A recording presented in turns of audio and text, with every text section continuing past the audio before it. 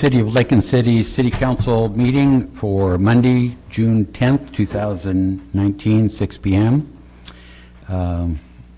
Roll call, please. Dick Anderson. Here. Judy Casper. Here. Deanna Hittens, excused. Riley Hoagland. Here. Jim Coos. Diane Coos.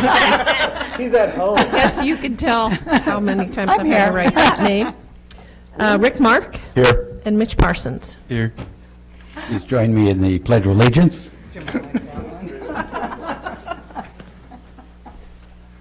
I pledge allegiance to the flag of the United States of America and to the republic For which it stands, one nation, under God, indivisible, with liberty and justice for all.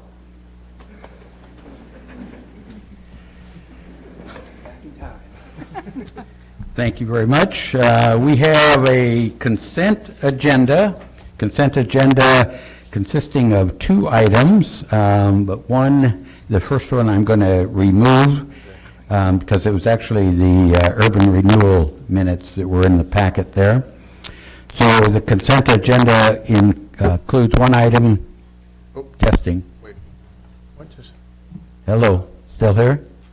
All right.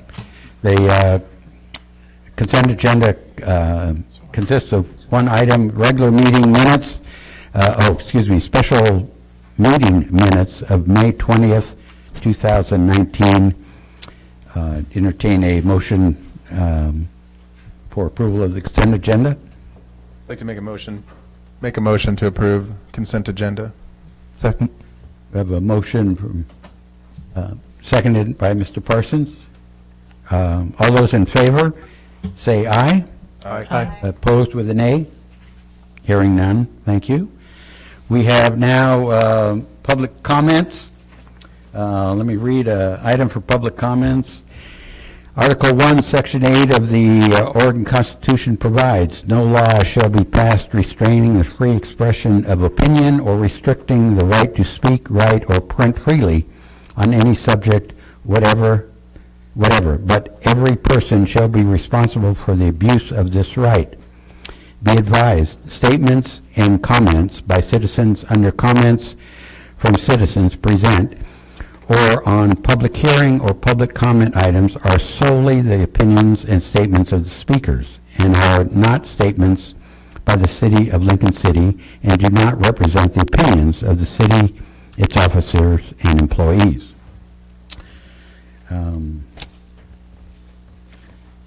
Put that back. We have at this time, and this would not be for the public hearing, which was H5,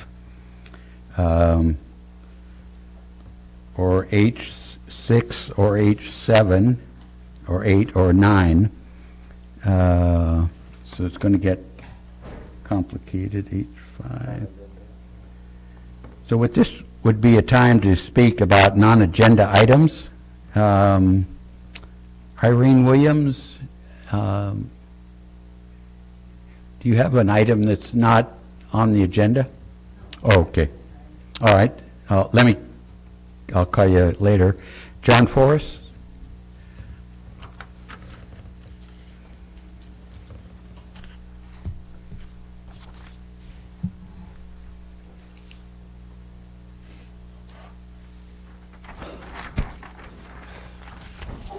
Hi, I'm John Forrest, 1820 Northeast West Devils Lake Road.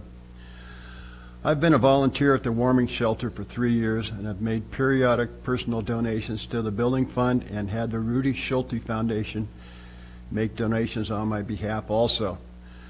I have been homeless at times in my life, and after achieving a comfort level in my life, have found it rewarding to give back to the entities that helped me when I was down. Last year, I decided to clear a lot on my property, landscape, and make improvements in order to accommodate a few trailers I bought with sewer, power, and water so that I could help a few people that would otherwise be homeless. I have 3 senior citizens, 2 of whom are disabled and low income, who would have nowhere else to go if not for those trailers. Last week, I received a letter from the code enforcement officer that I had to kick out the occupants and called my property a nuisance. I might add that I think he was referring to a birthday sign we put up in front of Dave's trailer as a joke saying, "Sheriff Dave's Guns and Party Liquor." The irony being that Dave has no guns and hasn't drank alcohol for 40 years. Do you have somewhere for them to go? I don't think so. I invite the council members to view my property and make their own decisions on the nuisance claim. Most likely you will see Dave Coder, a resident and memory loss patient, manicuring the grounds and taking great pride in his work. What has the city done to solve the low-income housing and homeless crisis? There has always been a lot of talk, but I haven't seen any solutions to this problem. And now the city is going after someone who is trying to help. None of my calls to the code enforcement officer have been returned. I welcome any feedback. Thank you for your time. Thank you, John. Stacy Baird, are you addressing any of the public hearing issues? Stacy not back there? Oh, okay. Some of these were left blank, so I apologize. Sherry Fisher? Not any of the public hearing? Okay, great. Thank you. Hi, my name is Cheryl Fisher. I'm with the Lincoln County Behavioral Health Services. I'm the new deputy director there. And I've come today to reaffirm that we are here to provide services, not only for Newport, but for all areas of Lincoln County. Immediately, we have worked to increase access to services here in Lincoln City. Our location is at 4422 Northeast Devils Lake Boulevard, and daily from Tuesday through Thursday we are available for walk-in appointments. No prior appointment is needed, and you can walk in and have mental health services on the spot. Based on that evaluation, then we will make decisions about what comes next. In addition to that, we also provide crisis services for the entire county. We have actually one of the 4 people on our crisis team at the current time lives right here in Lincoln City. And those services are based out of both the address I just gave as well as the Newport address. We respond 24 hours a day, anywhere in the county, for any crisis service that's needed, all the way from north to south. So I just wanted to introduce myself and let you know that we are very aware of the need for services here, and we are working to increase access for all of the residents. Sure. Could you repeat one more time? Tuesday through Thursday. Tuesday through Thursday. At the DMV. 1:30. 1:30. It's at the building where the DMV is, and you can just walk in, no appointment needed. The and times see again? a counselor. 1:30 to? 1:30, To, just till we're done. 10 to 1:30, I'm sorry. Just till we're done. So sometimes we have no one come in at 1:30, and other days there might be multiple people, and we'll just make sure everybody gets seen. Good. You said you respond to North County, you would go to their location? So I'm telling you about 2 different services. It gets a little confusing. So the walk-in hours are just anybody who's in need of mental health services that don't feel like they could wait for an appointment. Separate from that, 24 hours a day, you can call 888 There we go. 232 7192, and we will respond anywhere in the county. This could be at an individual's home, it could be on a street corner, it could be in the hospital. And if you could just a little bit more, Sure. the types of things people would call for, so they know that things that would fall under this kind of response. This would be folks who are feeling homicidal or suicidal, or they feel like they may want to harm themselves in some other way. For example, hurting themselves without the intent to die. This would be immediate crisis situations. The other thing that we see sometimes is loved ones of people having a struggle in the home or in the street and not knowing quite how to handle it, and that's perfectly acceptable to call as well, to seek direction in a moment of crisis, not knowing what to do. One could call for others? Not Absolutely, yes. And this is an 800 number that will go to a person or will go to a... It goes to a counselor. It goes to a counselor, and they will do their best to help, and then they'll advise, either take this course of action, or, I'm going to dispatch a police person to help you, or I advise you to go to the hospital immediately. Mr. Mayor? Yes. And do you work with all ages, or is it? That's for all ages. The Lincoln City address has both child and adolescent counselors as well as adult counselors. Yes. We've actually already expanded our child services there. So it's for any age, and you can call the number for any age. Thank you very much for coming forth and sharing. It's good information to My get pleasure. out. And It's my pleasure. Is it acceptable to leave cards in the back in case anybody certainly, needed one? yes. Okay, Or I you will- can give them to the Okay. city recorder, and she can get them out. Perfect. That'd I'll be do great. that. Thank you Thank very you. much. Amanda, are you doing one of the public hearings? Oh, please come forward then.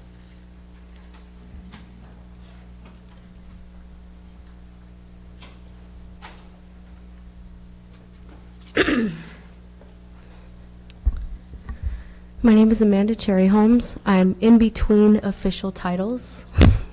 Well, in between. Good evening, Mayor Dick Anderson and City Councilors. I'd like to thank you all for the support you've given us in previous years, as well as the continued support you give us, allowing us to continually grow and expand our services for our most vulnerable neighbors. As most of you have already heard, Lincoln City Resource Center / Emergency Warming Shelter and Chance are merging, and as of June 1st, 2019, I'm officially a full-time Chance employee.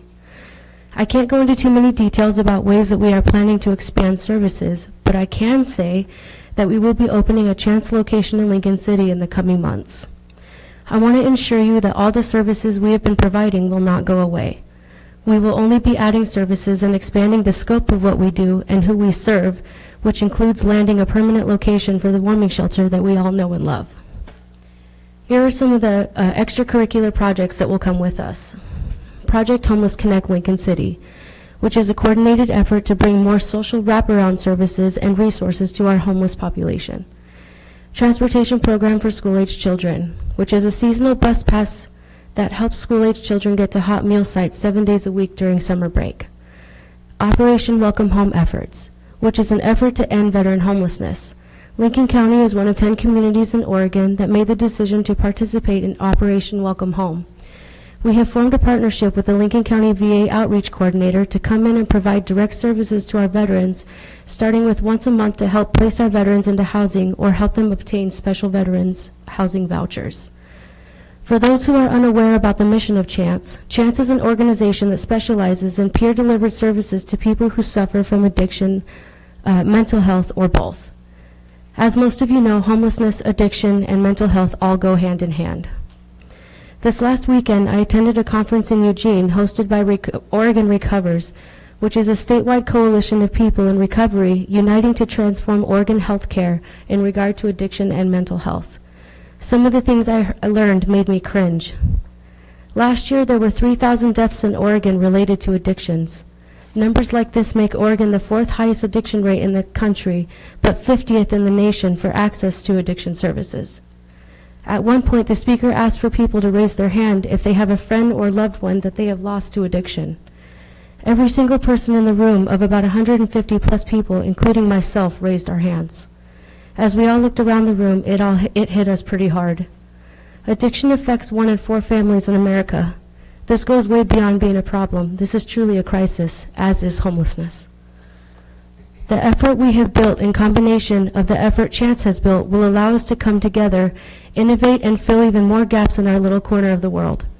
We are beyond excited to get into our new location and begin expanding into something like never before. With your continued support of all of our efforts, we won't just climb mountains and reach for the stars, we will touch those stars. Thank you. Thank you for sharing. It's good news. Nice to hear it. Thank you, Amanda. How about Charlie Womack? Excuse me? Oh, so you'll be doing one of the hearings? Yeah, okay, sorry. Is there anyone? Susan Walton? Well, come on up. Oh, there. Oh, I see. Yes, plus the H. E Yes. plus A Yeah. plus, there's a, looks like a school bus, I'm not sure. Yep, gotcha. He got lost in all the... That's right. Come on up. Keep it to E, though. Good evening. Here tonight to talk about Pixie Fest. Pixie Fest was created by the Kiwanis Club of Lincoln City to commemorate Lincoln City's iconic Pixie Kitchen and Pixie Land and to celebrate the magic of childhood while raising much-needed funds to support the youth in our community. This year's Pixie Fest will take place on Saturday and Sunday, June 29th and 30th, from noon to 5 each day on the Mesa Athletic Field at Taft High. We have lowered the gate prices this year, and you can get tickets at the event or in advance at pixiefest.com. There will also be a cooking demonstration of secret Pixie Kitchen recipes on Saturday, June 22nd at the Culinary Center. You can get tickets for that event, too, at pixiefest.com. At Pixie Fest, there will be rides, games, Louis Fox from America's Got Talent on Saturday, and Presto the Magician on Sunday, and of course the Captain Barnacle Show all weekend long. We hope you will join the fun June 29th and 30th and help us raise money to support our local youth programs. You can check out pixiefest.com for more information. All right. Thank you very much. Is there anybody else who either signed up and I didn't call you or didn't have the chance to sign up that wants to make a comment on non-public hearing? Okay. All right. Because we'll call, as we do public hearings, will be the time to go with those. At this time, we'll move ahead then to, we've got a couple of presentations. Chief, is this yours? Okay.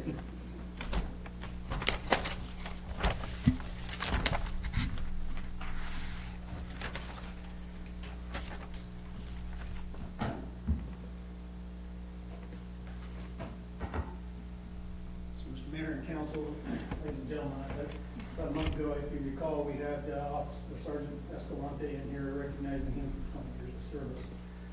We just recently had our law enforcement recognition banquet, and it gives me great pleasure tonight to make some even more remarkable service recognition for a couple of our folks.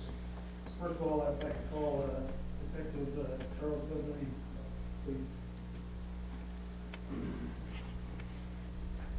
Bud is being recognized for 30 years of service to the people of Lincoln City today. He started with Lincoln City PD back in June 1989. Within 3 years, he was promoted to our detective and has been serving in that capacity for the last 27 years. This makes him one of the most experienced, if not the most experienced, and maybe the oldest.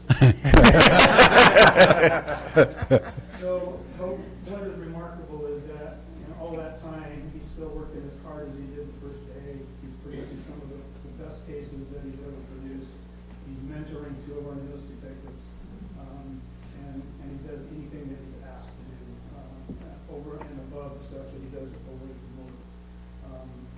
And he shares his expertise with all of our crew. If they have questions on how to do search warrants or do investigations, interview people, he's the go-to guy.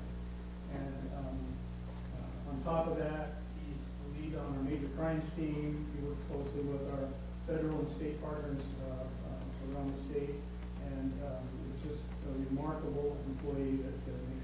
job easy. I had the distinct pleasure when I got hired on, one of my 2 assignments was supervising the dispatch center and then supervising the detectives. And I'll tell you, they make our agency shine every day. And so it gives me great pleasure to present Bud this plaque. He actually got this some earth and he made him bring it back. There's a challenge playing on it, but it's a 3-year recognition plaque. Thank you for all of you.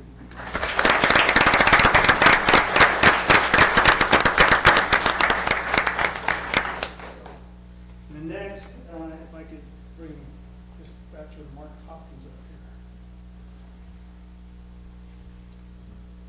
So, Mark is in his second career, kind of like me, so old dogs don't like here. But Mark is another one of those examples where the state has put rules in place that allows rural agencies like ours to tap into the veteran skills across the state. So Mark joined the PD in 1980 after already serving 3 years in California as a police officer, so we got him as a lateral. He served an outstanding career with Lincoln City PD, being promoted to patrol sergeant in 97 and then retired in 2007. But by 2011, I don't know if the bug was biting him or if he just was getting bored, that he decided to apply for a 911 dispatcher position and obviously was successful at doing that. Understand that he served on patrol. Us guys from patrol have our own distinct idea of what dispatch is, and so bringing him into that environment and then educating him and him being successful in taking on the amount of technology that is built into those systems and being able to do that is a great feat in and of itself. But then we enjoy the opportunity to have a person that, one, knows the history of our town, knows the history of our department, and has the skill set that he brought from the street, both as a patrol cop and a supervisor to that dispatcher. And so This is where you put in the maybe also a hole. yeah, Bud is one of those guys that I'm not sure we can retrain him, and Mark is one of those examples that shows that we can. So, but the city of Lincoln City has had the distinct honor and pleasure to have Mark working with us now for 35 years. It is a great pleasure to present him this award as well.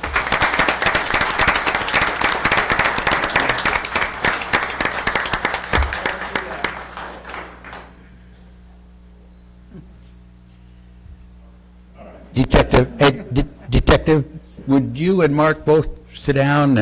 We've got a couple of questions for you. We want to get it on recording. Hot seat. Detective Lane, since I went through that community police academy last year, and you were so helpful in getting my hands dirty with the fingerprinting and all that stuff. But in all seriousness, congratulations. Could you share with us 30 years, the biggest difference, either the most awe type of changes, all in Lincoln City? Well, I'd say I've seen a lot of improvement in the city itself, housing, our department. In 30 years, it's really been remarkable to see. If anyone was here 30 years ago and you drove down 101, Highway 101, you saw a lot of vacant buildings, a lot of depleted buildings, and so business and industry has been a major change. Our caseload has changed. When I started out as a detective, I would do bad check cases because there was not a lot to do, and those days are gone. I haven't done a bad check case in 20 years. It's a lot more person crimes. And now that with our new street crimes officer, we're focusing a lot more on property crimes. We have a lot of property crimes as well. But it's been quite a change, and it's been an amazing change. Great. And Mark, from officer to dispatch, any thoughts that you could share with us? Well, it's an unusual way for the career to go. It's more often from dispatch into patrol, but this is a less complex role for me, but a a different set of complexities in the 911 center. My colleagues are truly amazing. You guys are lucky to have them. Keep them. They'll keep you all safe. It's a little different being on the other side of the radio, but I'm pleased to bring some of what I know from my previous work into the dispatch center and the 911 center. Well, you're both great. 30, 35 years, terrific. Thank you again for your service and all the good things you've done. Thank you.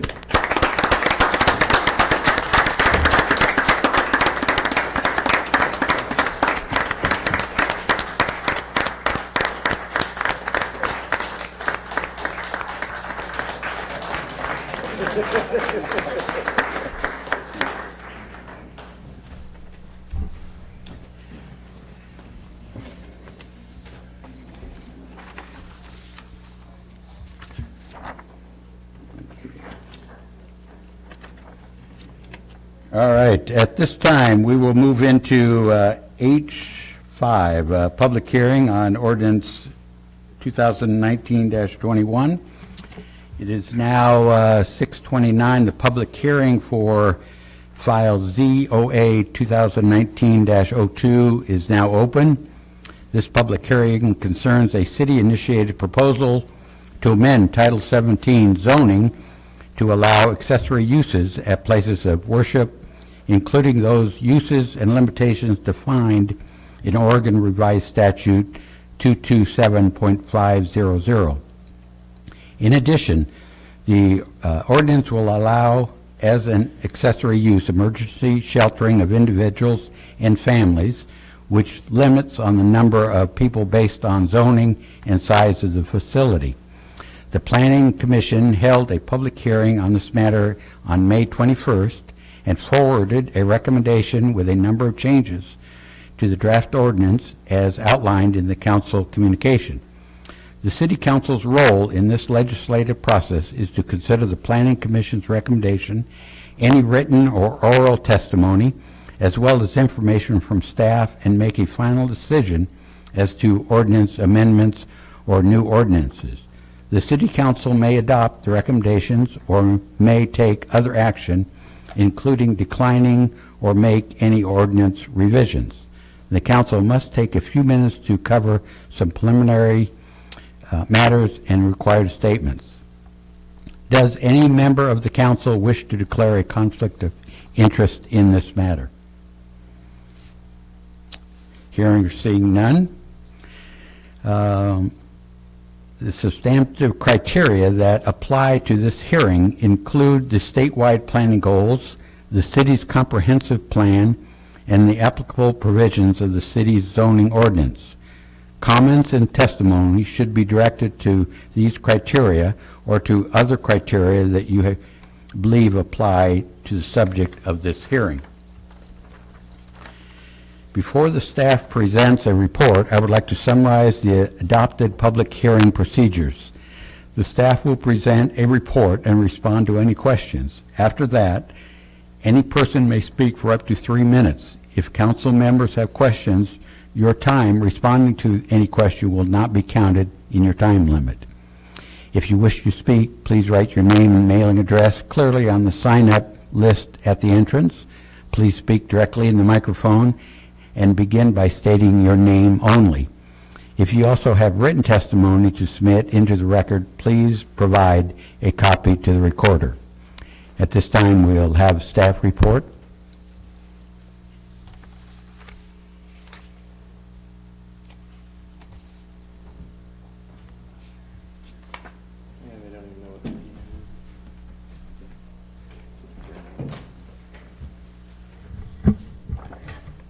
Good evening, councilors. Lindsay Zamel, Director of Planning and Community Development. Tonight I will review a brief PowerPoint I've prepared for this evening's meeting. Oh. All right. There we go. Now we know what we're doing. Thank you. Okay. There we go.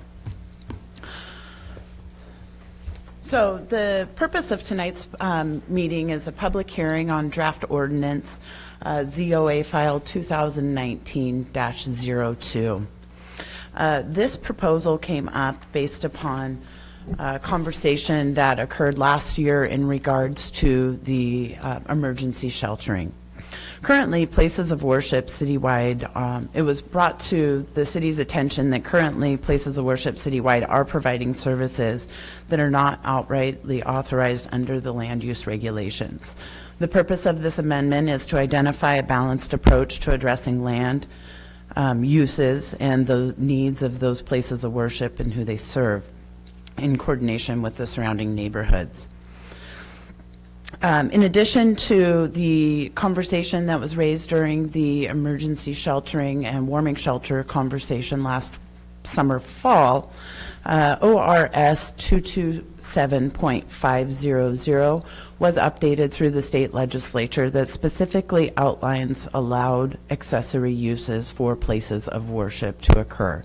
In addition to the overnight sheltering, that is the main component of tonight's ordinance, we are including the ORS 2227.500 allowances authorized under state legislature. The 227.05 identifies that cities shall allow reasonable use of real property for activities customarily associated with the practices of religion's activity, including worship, religious classes, weddings, funerals, meal programs, childcare, and goes on to allow for places of worship to develop and establish housing or space for housing in a building. The overnight sheltering does include any form of sleeping in the place of worship structure not designated for use of sleeping. The proposal is sought to establish a legal process to allow the overnight sheltering as an accessory use for places of worship. The draft ordinance staff prepared for the Planning Commission's public hearing included requiring a minimum of 50 square feet per person in the place of worship, and provided distinctions between residential and commercially zoned places of worship, with a limitation in the residential zone to a maximum of 15 people. It also requires compliance with Oregon Fire Code Technical Advisory number 11-14, which requires addressing time limits, and this is a typo in my PowerPoint, there's actually 90 maximum nights per 365, and other life safety requirements such as fire ingress, egress, smoke, and CO2 alarms. A few things I'd like to establish in tonight's presentation is that when I use the term places of worship, I am referencing the city's adopted code, which means a special purpose building that is architecturally designed and particularly adapted for the primary use of conducting religious services on a regular basis. That is a key point, that this would be an accessory use to the building, not the function that the building provides. Accessory in our municipal code means a structure or use incidental and subordinate to the main use of property. And then another definition I wanted to include means a facility consisting, emergency shelter, which means facility consisting of dwelling units, dormitories, and or yurts, which provide necessary counseling services for 20 or fewer homeless persons for a period not to exceed 60 days per person. The Planning Commission held a public hearing on May 21st and made a recommendation to forward to City Council, which is included in your packet tonight. Their recommendation was to remove the 90-day maximum per year as required under the Oregon Specialty Fire Code Technical Advisory Memo. They also wanted to reduce the staff recommendation of 50 square feet per person to the 35 feet per person, which is the minimum the Oregon Technical Advisory Memo recommended. And they also recommended to place no limit on the maximum amount of people that can be in any one location on the evening, and have that based solely upon the use of square footage. In addition to your packet this evening, I've provided a Excel spreadsheet that does a rough analysis of all of the churches located within our residential zones as well as our commercially designated zones based upon their total gross floor area within the structures and what that 35-foot per person or 50-foot per person would calculate out to based upon that information. And that is acquired from the county tax assessor records.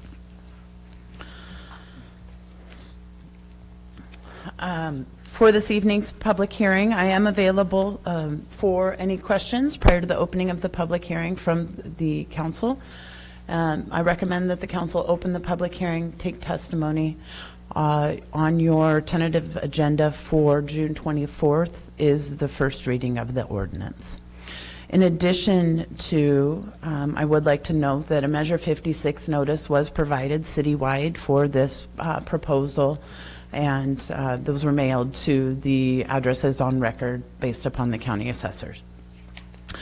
And included in your packet are all of the public comments that we've received since the Planning Commission public hearing, as well as the minutes from the Planning Commission hearing, so you can also see the testimony that was provided at that evening.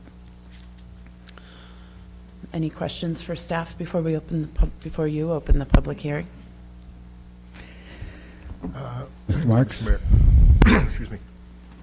Thanks, Lindsay. I'm wondering about the change in the 90-day maximum per year. I was wondering if you looked into why that 90-day limit was, or have an idea why the 90-day limit was there to begin with. Are we, if it's required from some technical advisory committee, I assume they had a reason for that, and are we possibly bumping up against some other problem?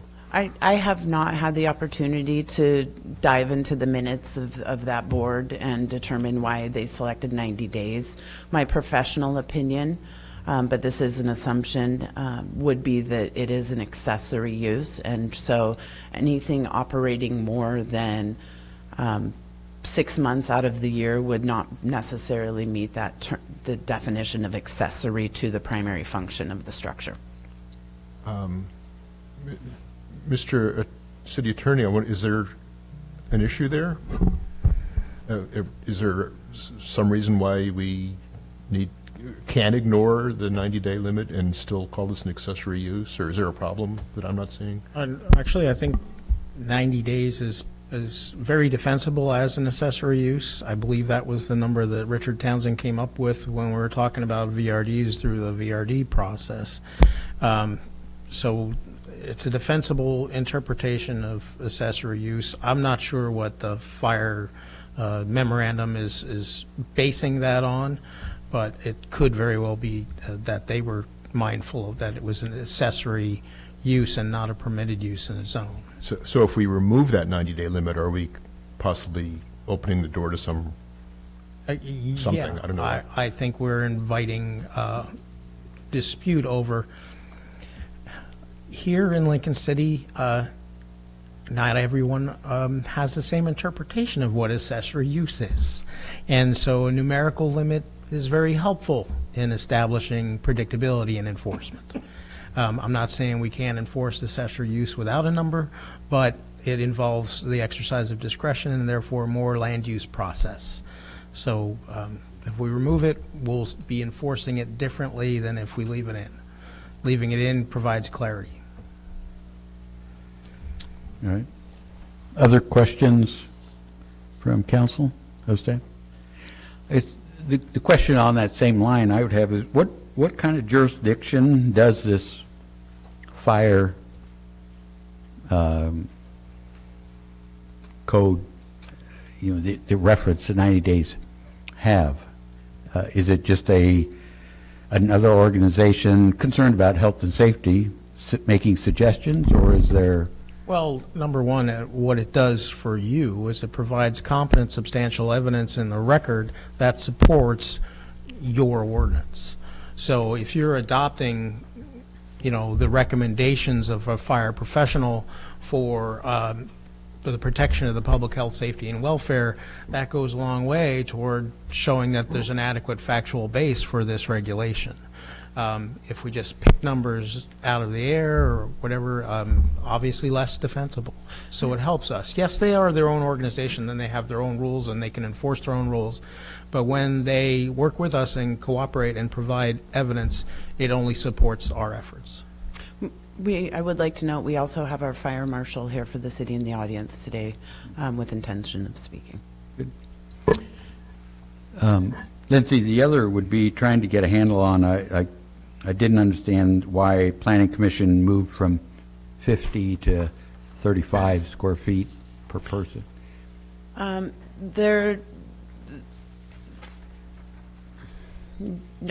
don't want to speak for the Planning Commission, but it would be, again, my assumption that they were trying to open the door to allow a service that is needed in the community and reducing some restrictions for that. Just to allow more people then, okay. All right. Mr. Mayor, I just, on that point, I noticed on your helpful spreadsheet that it looks like the smallest church under the 50 square foot rule could take in 28 people. If you change it to 35, they could take in 40 people. I'm wondering, I guess I don't expect you to answer this, but the reality, I mean, under the original plan, the idea was to limit the numbers to 15. There's something like 27 churches. I don't know how many people the warming shelter takes in, or took in last winter, for example, on its busiest night, but the number, I don't know, does anybody, do you happen to know, 30 to 40, is that? No, I believe it was more around the 50 area. So we did receive a public comment from Mr. Patrick Alexander, which is on packet page 19. And I feel like he put in there, and it might have been a telephone conversation. I do believe that it's around 40 that they've seen at their highest amount, maybe upwards to 50. So I guess my concern, I don't know that I can really, I'm trying to verbalize my concern. I mean, if you had a limit at 15, I know there are concerns from neighbors of the churches, from some neighbors, about the character of the neighborhood. 15 seems like a lot of people to have overnight, and I'm okay with that, but if we allow the number to expand, are we opening the door to problems for neighbors who really are reluctant to have homeless people staying next door? And so I don't know, it's just it's kind of a vague concern I have.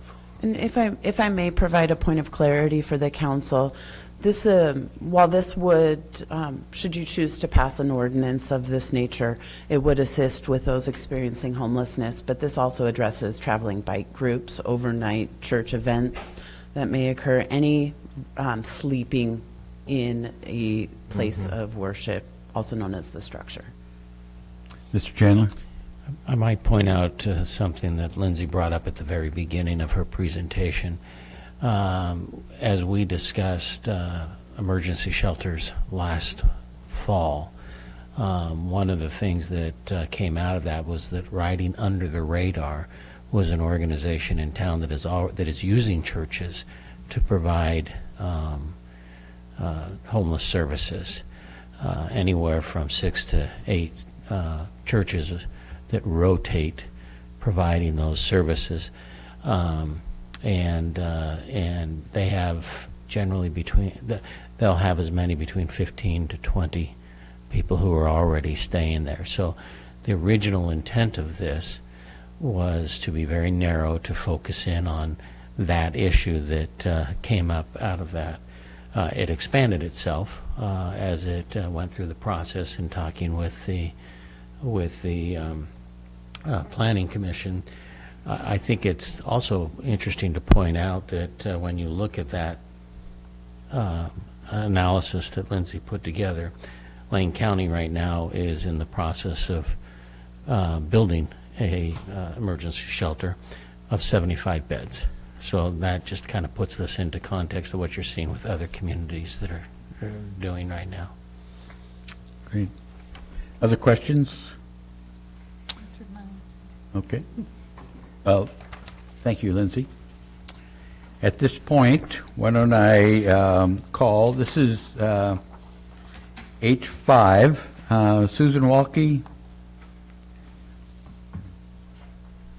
would be a time to give testimony in 3 minutes.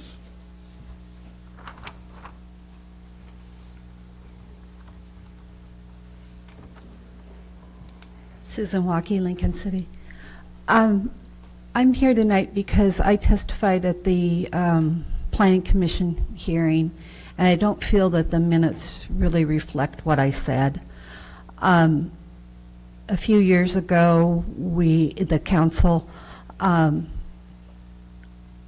approved allowing sleeping in cars in the parking lots of churches. I don't think there was any restriction on the number of nights that I recall. And I just think that if we allow people to sleep in their cars and the church is willing to bring them inside the building, that we should be open to that. I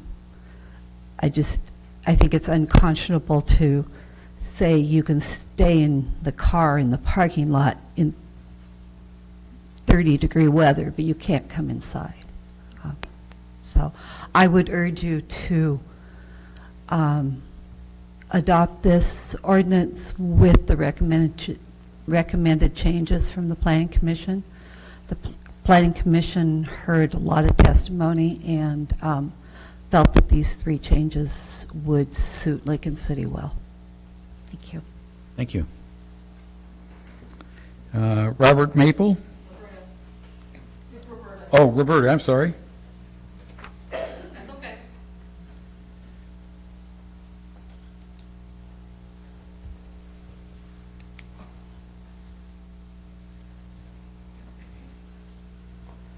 The First Amendment requires Congress shall make no law respecting an establishment of religion or prohibiting the free exercise thereof or abridging the freedom of speech. If Congress cannot make no law respecting religion, then I must wonder why Lincoln City is trying to pass an ordinance that puts a limit on how many people can stay overnight in a place of worship, especially in an emergency. We must have the freedom to extend a helping hand to those less fortunate than us and in need of a place to stay for the night or need a meal. By limiting us in such a way, it hampers our efforts to help those who most need the help.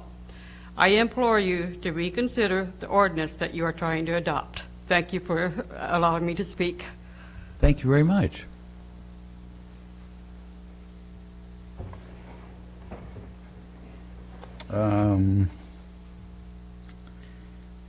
Kelly Westmark?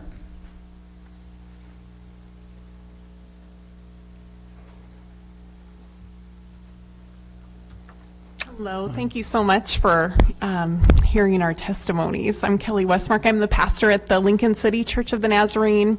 We are zoned commercial and residential, so this doesn't apply to our church. However, I read carefully all of the letters written by neighbors of churches that may be zoned only residential, or yes, only zoned residential. I hear what they're saying, yet I live in an area not next to any churches. I have many, many homeless neighbors who just live in the woods across the street. So homelessness is everywhere. A church doesn't necessarily attract a homeless population. We attract everybody. And we love everybody. And when I know we have over 400 homeless children in Lincoln City, and I can't consciously see any of our churches turning our children away. So thanks for your time. Thank you.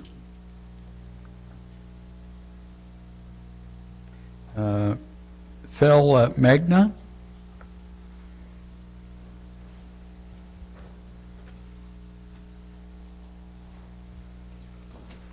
Hello, I'm Phil Magnan, pastor of Calvary Chapel, Lincoln City. I recently spoke at a planning commission meeting regarding accessory use for places of worship. On the face of it, as a pastor, I'm deeply concerned about government intrusion in the affairs of the ministries of the churches in Lincoln City. Need I remind the city that it has no right to prohibit the free exercise of religion, and proactive charity work is part of our religion. I understand that there's conditional use permit process that has some reasonable expectations for churches and businesses. I also can understand that there's some real concerns that some citizens may have about a church having greater latitude, having people stay at the church overnight. Some have even questioned why a church should be given special privileges that may strain current law. I hope I can answer that question by saying that there are people in our community that are given special privileges because of the gravity of what they do. We don't give tickets to policemen or the fire department or an ambulance driver because they happen to park in a red zone or speed to an accident. Why? Because as a society, we're able to see the greater value of those fine agencies to do a greater work of justice and compassion. In like manner, your area churches and many area organizations do some very compassionate and needful work for those who are in need in our community.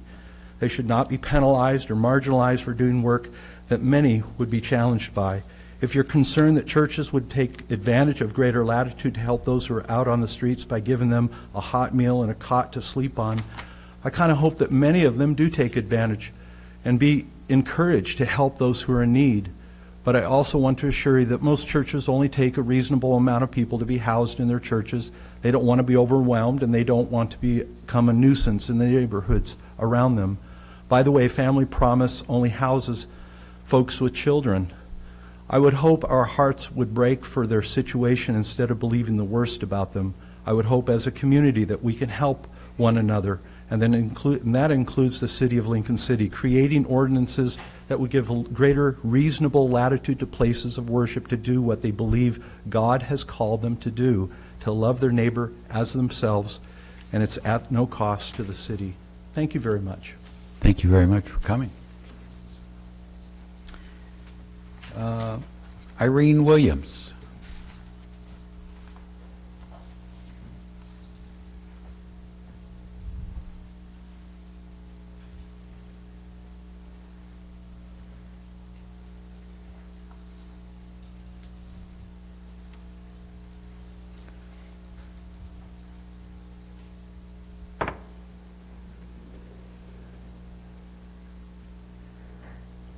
Hello, my name is Irene Williams. I've lived here in Lincoln City since 1982. At least I came weekends most of the time, and then I became a permanent resident a few years later. I appreciate that the Mayor Anderson and the councilors taking their time to patiently listen to us. There's a lot of us to hear tonight. Thank you for listening. I was at the Planning Commission meeting when I heard what I thought was people saying that churches should be regulated. I cringe at the thought of regulation of ministry in churches. As you can hear tonight already, churches do a great many things for people in our community. It's a broad scope. My concern tonight is not to reiterate those things. We've heard those things that we do. But my concern tonight is that I do feel this possible ordinance is a direct infringement upon the First Amendment. And I find that appalling, that we would even be considering it in Lincoln City. So I ask you to think about it carefully before you vote and decide whether you want to pass an ordinance that regulates what happens in your city's churches. Thank you very much. Thank you for coming forward.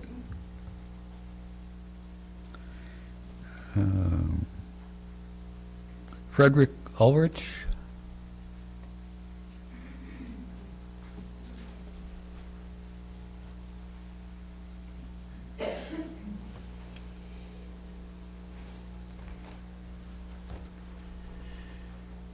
Who should I provide the copies to? Recorder over there? Yeah, the recorder.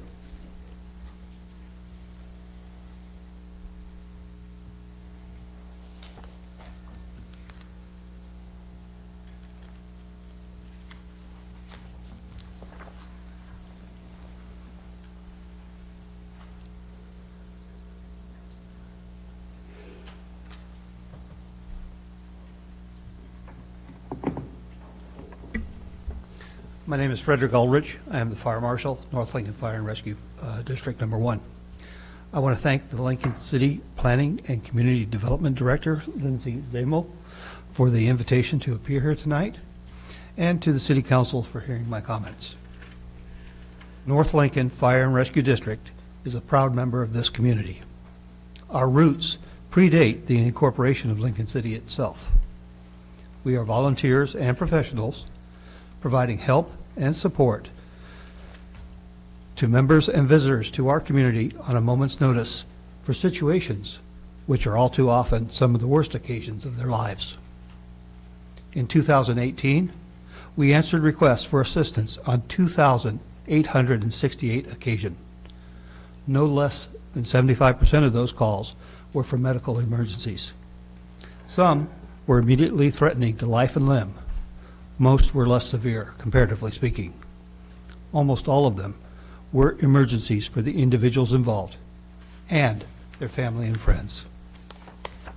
I say this as a small introduction to recognize that North Lincoln Fire and Rescue has more than a little experience and a lot of compassion in helping others out of harm's way. It is not our business to knowingly allow individuals or groups or municipalities to move towards situations which create greater risk whenever it can be reasonably prevented. Ordinance number 2019-21, under consideration by the Lincoln City Council, creates an opportunity to introduce greater risk to our community at large and to some of its most vulnerable, homeless persons and families in particular. Our community has many places of worship. Some are old and some are newer. Some may be large and some quite small. These places of worship, the buildings, were purpose-built to support their current function, an assembly of members and visitors gathering together for their services and ceremonies. Some of the buildings were built under a building code. Some predate building codes. Many have been successful to the point they have changed their building to accommodate changes in their activities. Unfortunately, some engaged in those changes without benefit of permits. Their enthusiasm for the project, combined with the construction talents and skills of their members and the cost associated with the permitting process, sometimes leads to potentially unsafe buildings. But even when the buildings were compliant with the codes in effect at the time they were constructed, and again, when they have been expanded under permit, they were built to be used as an assembly type occupancy in the language of fire and building codes. An assembly occupancy is one in which its occupants are generally presumed to be awake and aware of their surroundings and capable of self-evacuation if needed. The building and fire codes support those occupants by providing certain minimal requirements to protect them and assist them to the exit if the building should suffer an emergency. The change before the council is directly intended to allow structures designed for assembly purposes to become residential type occupancies, allowing persons unfamiliar with the building to sleep there. Should an emergency occur, many of those buildings would not be conducive to permitting the safe egress of the occupants. The occupants would be, by intent, persons who are suffering the distress of homelessness and the harshness of inclement weather and housed in makeshift circumstances. If fire were to strike that building, the temporary residents of the structure, the least familiar occupants of that building, would be called upon to make potentially life and death decisions for themselves and their loved ones. The beneficiaries of a gesture of goodwill could turn into a heartbreaking tragedy for the homeless, for the place of worship, and for our community under the proposal as written. I cannot eliminate the risk. No person, no fire department, no government can eliminate risk. But I can and do offer the following suggestions to modify your present ordinance. Change the references of Lincoln City Code 17.80.160, the final sentences of sections A1 and B1 to compliance with the Oregon Fire Code Technical Advisory number 14-12. And number 2, add explicit language to the ordinance compelling the municipality, Lincoln City, to notify the fire code official of the authority having jurisdiction of all applications and communications received from a place of worship's intent to exercise this newly authorized accessory use of their facility. My first suggestion is because the Oregon State Fire Marshal's Office has updated and revised its technical advisory on the subject. The special provisions of the TA 11-14, which you have already reviewed and considered, which allow an assembly occupancy to serve as a temporary residential occupancy, are exactly the same. But the new version, TA 14-12, adds requirements for exit signs, for no smoking signs, fire extinguishers, and prohibits open flame devices. All of these requirements are already present in the Oregon Fire Code. My second suggestion recognizes that sometime, in spite of the best intent, bureaucracies, myself and North Lincoln Fire Rescue included, can sometimes fall short in our efforts to fulfill the intent of elected officials. The language I have suggested is because even though I am currently the North Lincoln Fire and Rescue Fire Marshal, my position is subject to the foibles of government funding, and so the authority having jurisdiction, AHJ, is subject to change. I thank you for your consideration of my suggestions, and I welcome the opportunity to address any questions you may have. Thank you, Mr. Ulrich. Any questions of council? Could you address just for a minute of why in that, not code, but why 90 days? I can see the square footage piece for limiting people, number of people by the size of the building, but why would a 90-day, 90 nights or whatever be imposed? Do you have that information? I do not have that information. I can only give you my opinion. One is that you've already heard that it accurately describes an accessory use and not a primary use for that building. And those buildings which are built and designed as residential structures, they incurred substantial expense in achieving that result under the building code. And to circumvent it with a temporary measure is putting those businesses and other nonprofits at a disadvantage. If I can, I guess I'm a little confused, because if a building is unsafe, then why 90 days and not 0 days for sleep would be mine, or 90 days to 365 days. So what I was waiting for was some kind of health and safety argument, but I don't hear one. I can only tell you that the building and fire codes, under normal circumstances, would not allow a residential usage of an assembly-type building at all without having certain improvements to the fire protection features, such as fire alarm systems and fire sprinkler systems. But yet, the thing says 90 days. So that is an expression. The codes and the laws of the land are built by legislative bodies like yourself, and they went through a process to achieve that compromise. I appreciate it. Any other questions? Or Mr. Mayor, thanks for coming, Fire Marshal.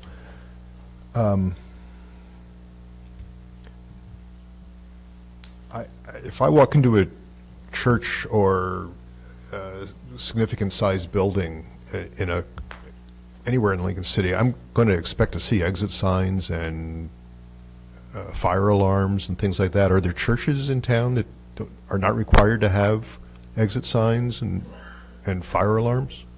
In some cases, that is true. In some cases, it's because they're so small that they do not require them. If the occupant load of their assembly rooms are 49 persons or less, then exit signs would not necessarily be required. It could also be because of their age. If they were built before the code required that, then they are in effect grandfathered in. If they change their building substantially, then they may become subject to the current building codes and fire codes. Would those smaller churches be kind of the exception? I mean, I guess where I want to go with this is it typical of a medium-sized church, not a small one like you're talking about, to have to adhere to fire codes that require those alarms and signs and things like that? It's typical of all churches that if they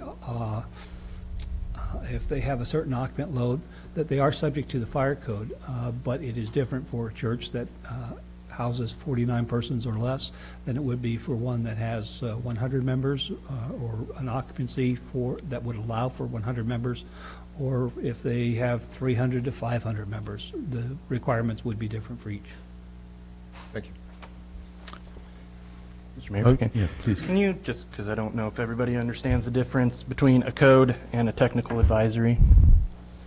It's my understanding the technical advisory is a temporary response by the authority having the jurisdiction, in this case the Oregon State Fire Marshal, responding to the will of the legislature to try and fulfill the allowance that the legislature made for that temporary usage. It is a compromise outside of what the law explicitly requires.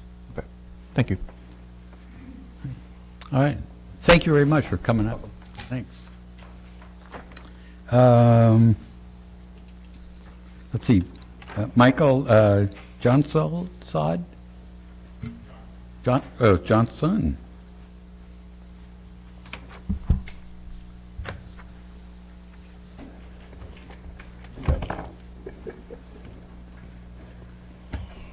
Good evening, Mike Johnson. I'm a volunteer with the American Red Cross. We became aware of the proposed zoning amendment several weeks back from a couple of our community partners.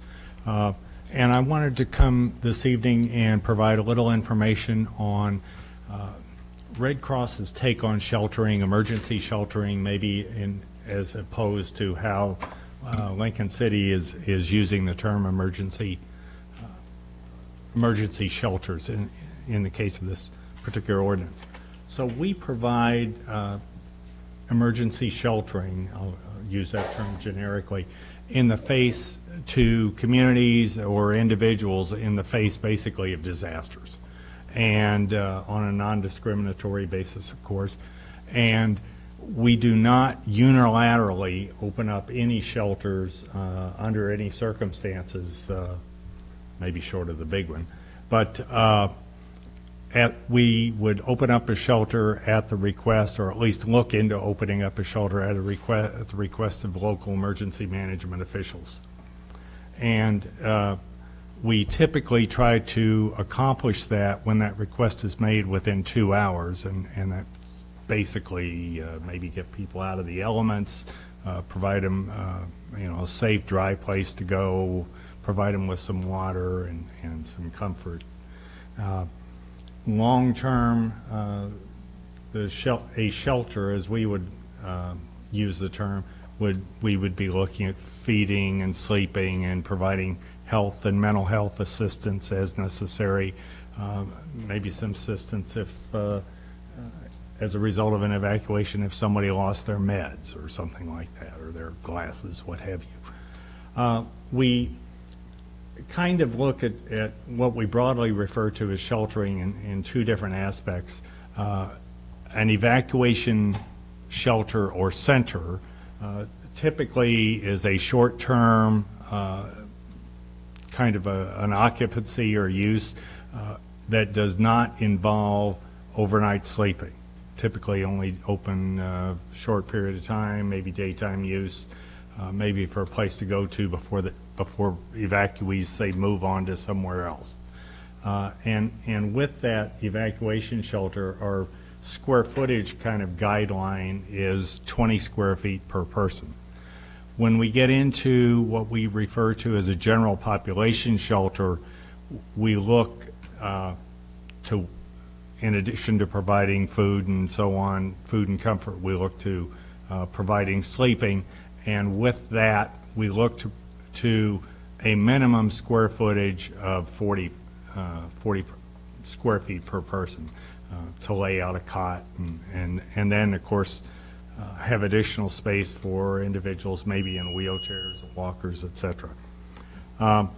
as part of our overall preparedness plan, we pre-identify locations, churches, schools, the Lincoln City Community Center, locations that are willing to partner with us. We conduct pre-surveys, and we execute facility use agreements with those facilities. In the event the need arises, then we've got a kind of a pre-list that we can call and say, you know, we've got a need, is your facility available based on, you know, the size and so on. And the last thing I'll mention is we currently have 4 churches, in addition to the community center I mentioned and the Lincoln County schools within Lincoln City. The St. Peter Lutheran, St. James Episcopal, the Church of the Nazarene, and the Seventh-day Adventists. So thank you for your opportunity to share this information with you. If any questions, I'll be happy to address them. Any questions from council? No? Thank you very much for coming forward. Good information. Charlie Womack.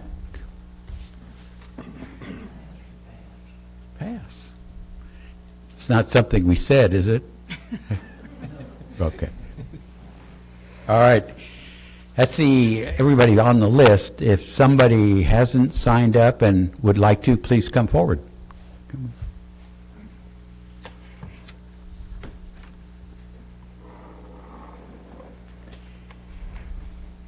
If you would just give us your name. Thank you for taking me at the last minute. Oh. I had not intended to come tonight, but I happen to be a backup volunteer at St. James tonight. Could you? My name is Pat Bauer. Thank you. I am the Family Promise Coordinator for St. Augustine's Parish, who's participated since the beginning.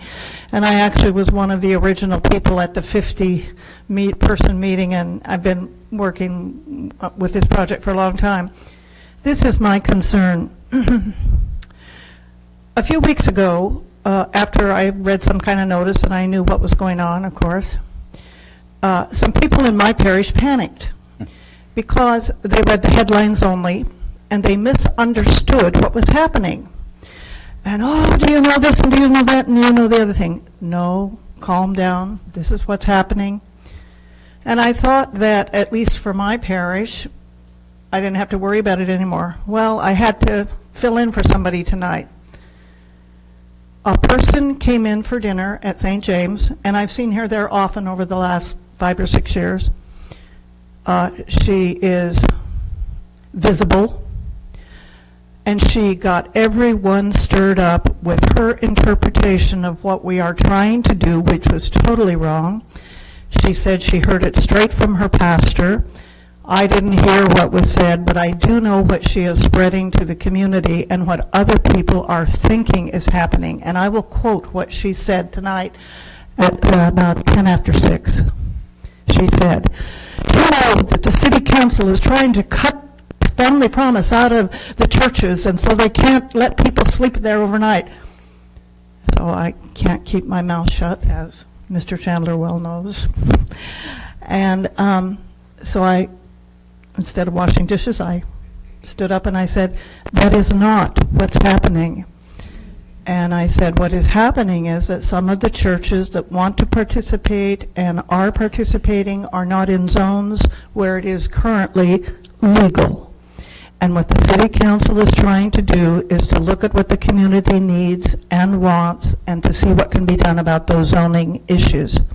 They are not trying to shut down, because the message was, they're trying to shut down all the churches from doing this. So this is my concern.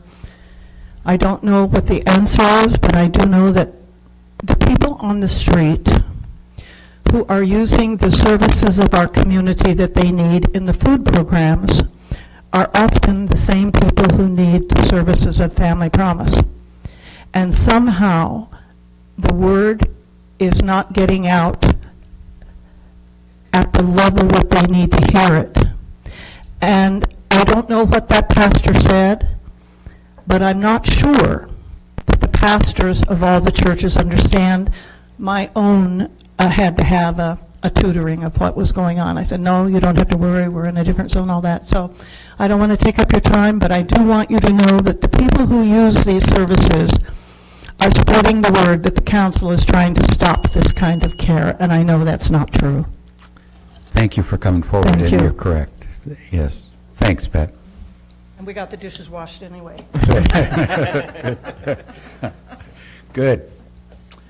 Anyone else that would like to make a comment? All right, then. Oh, please, come forward then.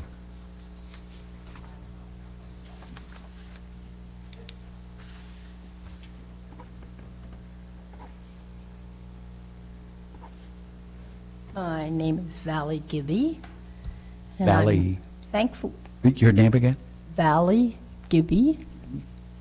Thankful to be here this evening. And first of all, thank you for having this conversation. You know, we're not New York City. We are Lincoln City. And I'm glad that we live in a tiny little town that cares about our people. We care about the people on the street. We care about the kids, 300 plus children. It breaks my heart. I know it breaks yours. And we need a solution. And thank God for the churches. Thank God for Kelly that gets up Sunday after Sunday and says, love, love, love these people. And that's what the churches really want to do. They want to open their hearts to these people. You know, we know our fire marshal very well at the Church of the Nazarene, because before we do anything, Kelly's like, call the fire marshal, got to come in. And we put up the signs and we do everything he requests, because it's so important to us that we do the right thing for the people all the time, because that's our job. Our job is to love each and every person in the city. And that's what I see with you guys. You want to reach out to provide a service to these people. From a church standpoint, we do. We serve a lot of those people. I personally am getting involved in a service to the Spanish people here in town. There's a lot of them hurting. There's a lot of them that just need to hear Jesus loves you. They're hurting. But that's our job. And sometimes we bring groups into our church. We had bicyclists drive through town a year ago, or bike through town. They came and spent the night. We made them breakfast at 6 in the morning. I personally preferred they started at 10, but they said 6. So we cooked and sent them on their way. So there's lots of groups that just come through in a hurry and they go. But that's what we do, because our ministry is people. That's what our churches do. And thank you for being willing to let our churches represent an almighty God that we love and we serve. And Dick, it feels really good to see you up there again. It's been a while, brother. Thank you. Thank you for being there. All right, thanks for coming forward. All right, last call. With that, I'm going to then ask if there's any public agencies that need to make a comment. Hearing none, if there's no further comments, could I hear a motion to perhaps close the public hearing and maybe keep the record open until Monday the 17th at 5 p.m.? So moved. Second. That would allow, we've got a motion with a second.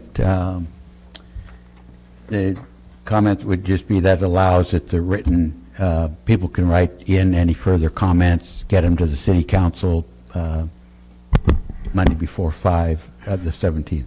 And subsequent to this, then you would continue deliberations to the next meeting. Correct. And then we, motion's on the table. All those in favor, say aye. Aye. Pardon? Comment before we vote? It doesn't matter. Oh, yeah, to close the hearing? Yeah. Well, then we'll come back. Okay. Well, if you want to start deliberations, you would wait till the record is closed. Okay. So what we'd do is, the idea would be next meeting, what we'll do is take up deliberation immediately, give you time to absorb this, reread the information, and deliberate next meeting. Okay? So, please? I have a question real quick, Ralph, but Is there, okay, we have a motion with a second. All those in favor, say aye. Aye. Opposed with a nay? Hearing none.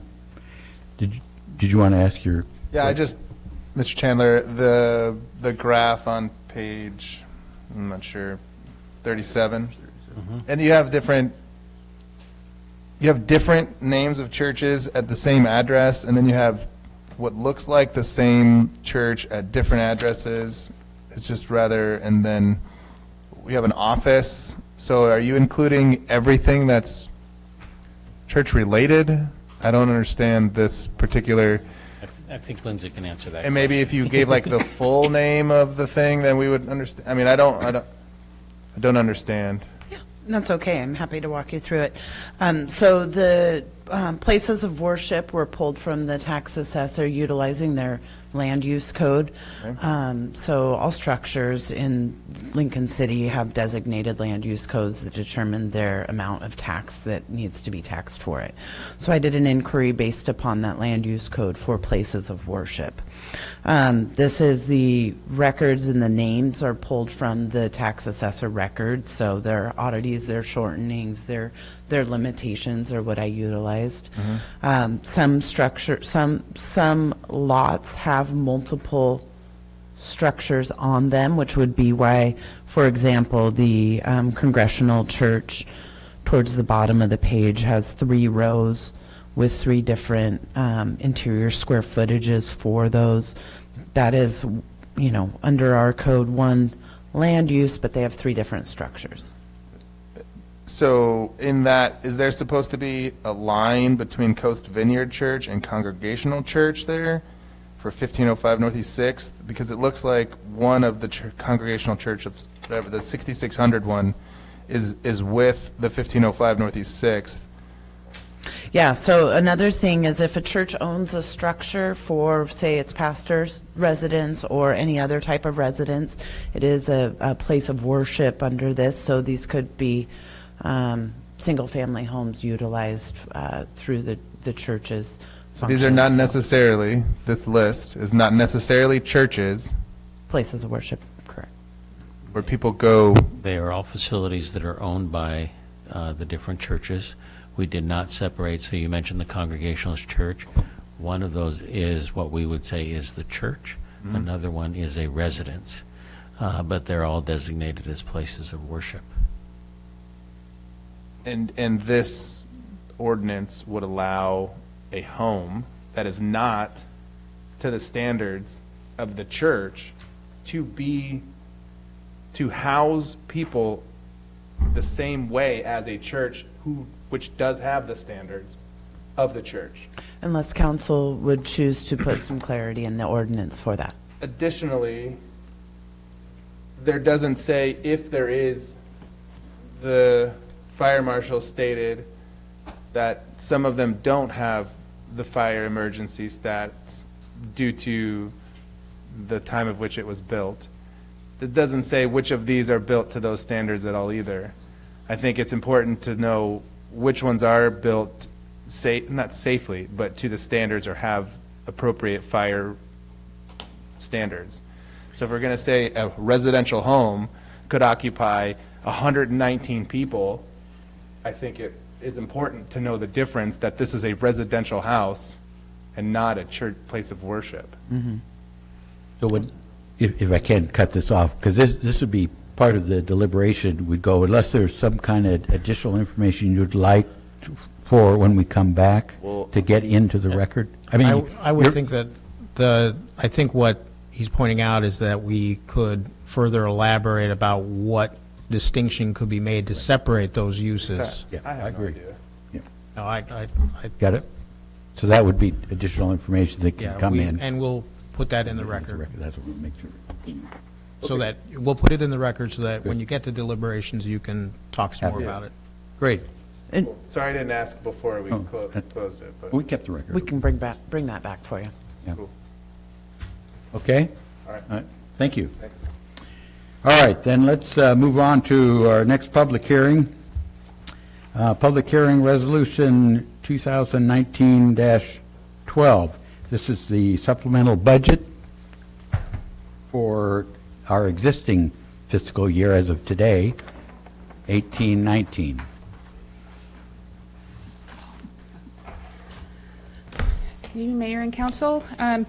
Traditionally, we have a resolution in June to kind of make changes for things that where the actual spending has been different than the budgeted expenditures. We have actually several items which I've detailed out, and I don't know if you want me to take the time to go through each one of them, or if you just want me to answer questions. Yeah. Did everybody have a chance to go through the notes? So maybe field questions. That, if I could, the main one I had was, did these numbers get incorporated into the proposed budget for next fiscal year, or would these change beginning balances of that budget we will be approving later? I think for the most part they are included because we do an estimated year end, and that's one of the things that I look at. I compare the estimated year end to the budget to see if there's a variance. If we did have, if an estimated year end, whoever did it didn't take into account something that has now shown up in the financials, then it wouldn't be. Okay. But for the most part, it should be. Good. Other questions on any of these? Because it did look like a lot of cleanup. Yeah, there was quite a bit this time. Yeah. Yeah. Okay. Okay. Then, if no questions, then I'll open it up to anybody in the audience that wishes to make a comment. Hearing none, I'll entertain a motion to close the hearing and the record. Make a motion to close the hearing and the public record. Second. And Mr. Parsons seconds it. All those in favor of motion say aye. Aye. Aye. Opposed with a nay? Hearing none. We have our next public hearing is Public Hearing Resolution 2019-13, declaring the city's election to receive state revenues. In the approved budget, there is, for fiscal year 1920, there is $157,659 in the general fund revenue for state shared revenues. In order for us to receive these revenues, we are required to hold a public hearing so that citizens can comment on whether we should receive them and what we should use them for. So that's the purpose of this hearing. Any questions of council? It's pretty simple. We've got to say that we want the state money to get it back. So if anybody in the audience wishes to make a comment about receiving state money, seeing none, I'd entertain a motion to close the public hearing and the record. Make a motion to close the public hearing and the public record. Second. We have a motion to approve the closing of the hearing and the record. All those in favor say aye. Aye. Opposed with a nay? Hearing none. And we have a public comment, Resolution 2019-14. This is setting water and sewer rates.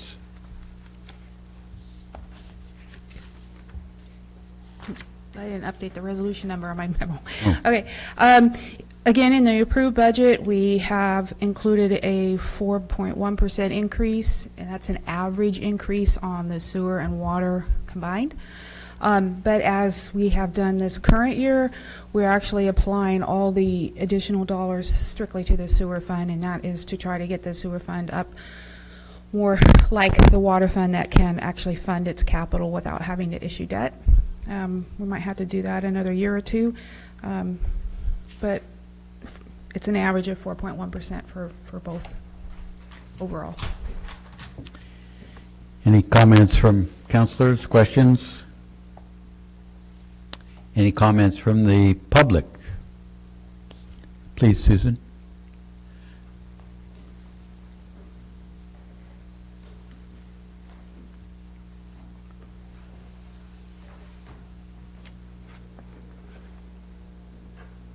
Susan Waukee, Lincoln City.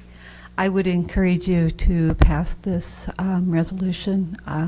It's a good way to increase our funding so that we don't have to go to a property tax increase. And I hope the public understands the method that I think is the most palatable. Thank you. Great. Thank you very much.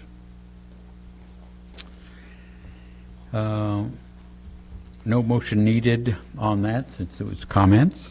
And public hearing is Resolution 2019-15, which is adopting the fiscal year 1920 city budget. Fortunately, we have an approved budget now, so. And this, Earlier that was tonight. some finagling there. In the council packet, I had a staff memo where basically I list the changes that were made to the proposed budget by the budget committee. I listed each of the items, and the resolution is prepared based on what was approved tonight. So, Stacy, come on up. Don't make me ask.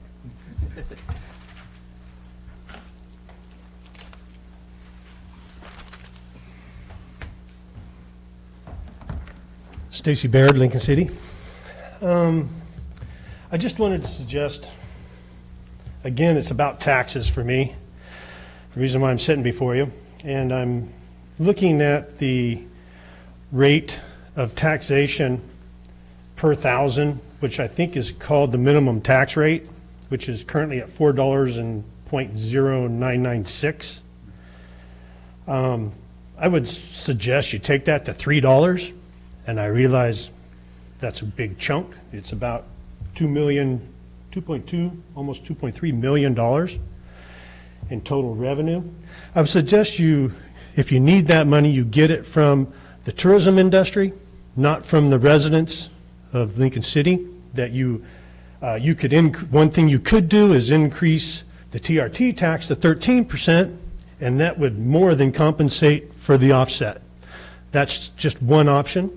I would strongly, as you go through here thinking about your budget, consider other alternatives rather than directly taxing the citizens, because the tourism industry is what's driving a lot of these costs that I see in these line items.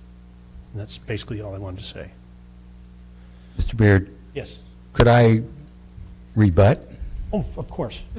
Absolutely. Just, again, because your points are well taken and heard often, you ought to know that this council and councils before this one have never raised your property taxes. We have never voted to raise your property taxes. However, you the people have voted levies. You know, I'm thinking of fire district last 2 years, sheriff has put up. Those are the opportunities that a very small percentage of the people who could vote actually vote, and the ones who do vote for those levies. They're the ones that are raising your property taxes. Also, just as a point, the other thing you ought to be doing when you switch to the other chair and you have your balance sheet in front of you, you ought to thank this council for creating a community where your assets, real estate assets, are growing in value, because the formula is that millage rate against the value of your property or assessed value. That's what's raising your property taxes. If we went back, if you would reduce the value of your property, and if we didn't have such a thriving community, the property values wouldn't be as high, and your property taxes wouldn't be as high. So my point being is, I'll take your thank you for making your real estate as attractive as it is, and it's unfortunate that you have to pay the taxes that go with that, but it's not us that are raising your taxes other than improving your assets. And I would say, may I? Please. Please, okay.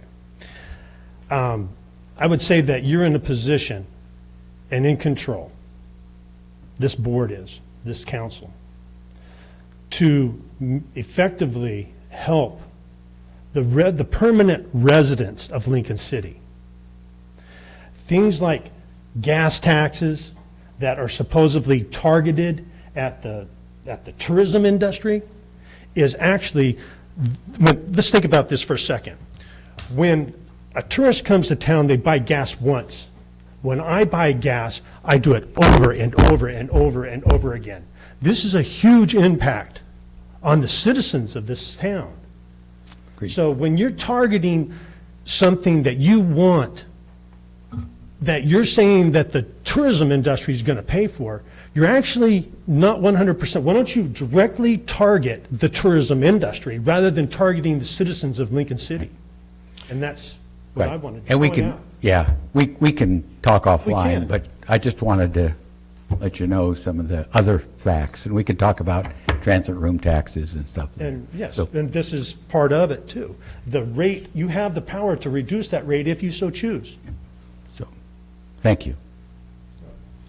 Any other questions? Yep. Thank you, Stacey. Thanks, Stacy. I do need a motion on this one. Oh, I'm sorry.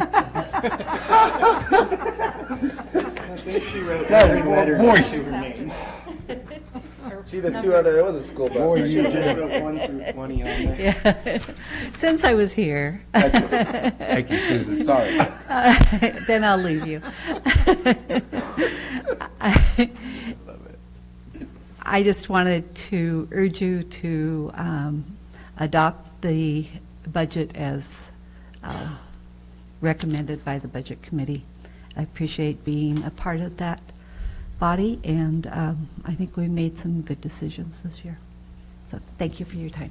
Thank you. Thank you. Thanks for being part of the Budget Committee. One more.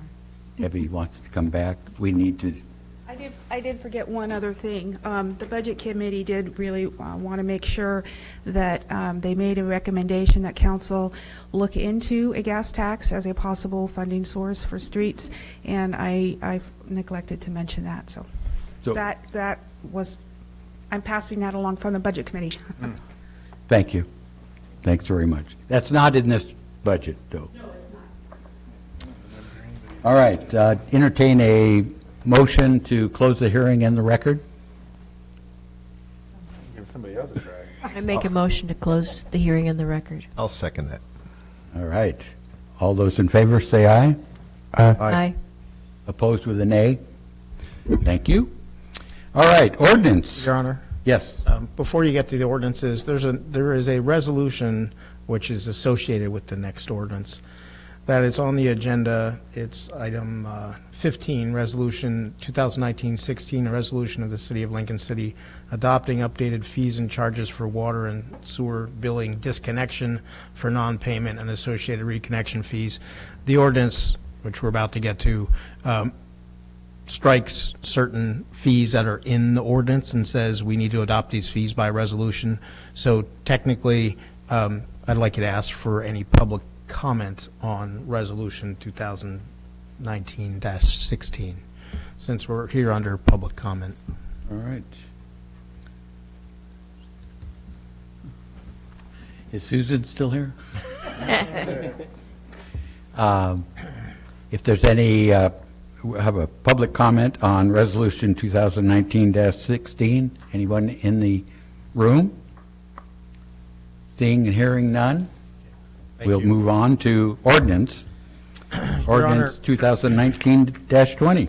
Your Honor, this is first reading of ordinance 2019-20, an ordinance of the City of Lincoln City amending the Lincoln City Municipal Code, Title 13, Public Services, Chapter 1308, System Development Charges, amending Section 1308-100, Calculation where there is existing use, amending Chapter 1312, Water and Sewer System Rates and Charges, amending Section 1312-150, Abandoned and Non-Revenue Producing Services, amending Section 1312-100D to update referenced fees and charges. There's really three parts to this ordinance as explained in the council communication. First, we're addressing abandoned non-revenue producing services, which has to do with a practice that the administration has followed of allowing someone to catch up with their base charges in order to reinstate an abandoned service. This is more equitable than deeming them a completely new service and requiring them to pay all the fees as if they were a new connection, including all system development charges. Secondly, we're amending 1308-100 to put in practice the actual recommendation of our system development charge consultant, which does not exactly track what our code says. That is, our code says we give credit for existing use, but then really doesn't give the credit. So we're correcting the language of that section to basically provide credit for existing use when that use has not been abandoned.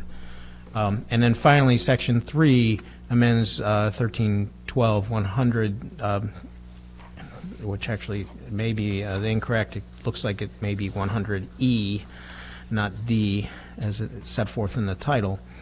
And to remove certain specified fees and to basically say those fees will be established by resolution. So with that, I would ask for approval of first reading with the correction to make it 100E instead of D, if that is in fact a mistake. Mr. Mayor, may I add just a little bit to that? Please. This has been a significant issue that the staff has spent hours and hours discussing and trying to find the right balance, and I think a little bit of history and perspective is important on this. Our system's expenses are based upon the amount of money that we receive as the base charge for both water and sewer, and then you add to that the overages. That base charge buffers us against a lot of shutting off that can happen, especially when you're in a town that has as many second homes as we do.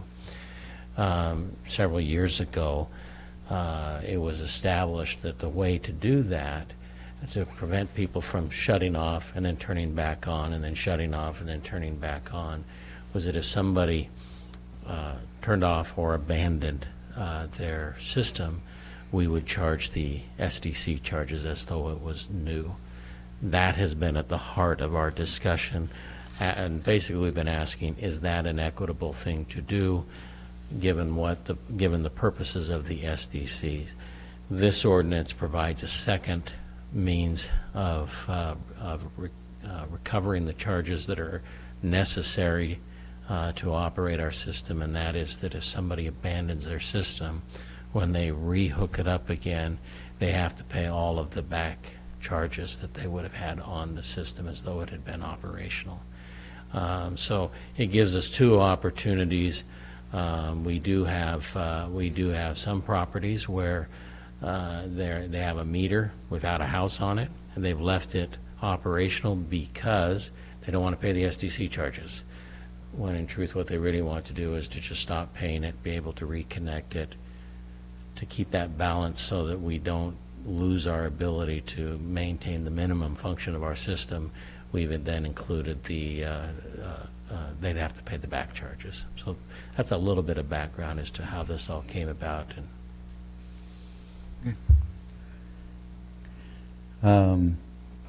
Entertain a motion.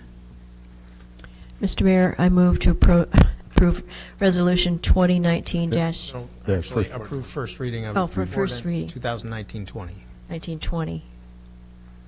With the correction? With the correction, it is supposed to be E in the 100E title. instead of D. Is there a second? I'll second that. Mr. Mark seconded.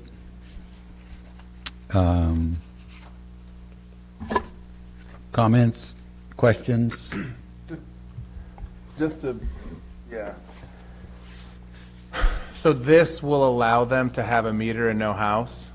No, actually, no, that there is another issue that I'll be bringing back to you about. Requiring them to pay the base and all No, that. this basically says if you abandon your water service by By, yeah, define abandoned. Not paying. Okay, by not paying. If you're not paying and you don't pay for more than a year, we pull your meter. And if we follow the ordinance as it is now, you come back in after 15 months and you want to reconnect, you got to pay all the system development charges. In the council communication, it's thousands of dollars. If 15 months or so of the base charge is more like 800 something, plus a couple connection fees. So it was actually an administrative policy created by former manager Hawker to allow someone to cure their abandonment by paying all the base charges that they missed to make us whole again, as opposed to the more harsh remedy, which still exists, to tell them, sorry, you got to pay all those fees and charges again. So we're not losing anything. We're just we're formalizing an administrative policy that was adopted maybe 4 years ago by placing it into the code.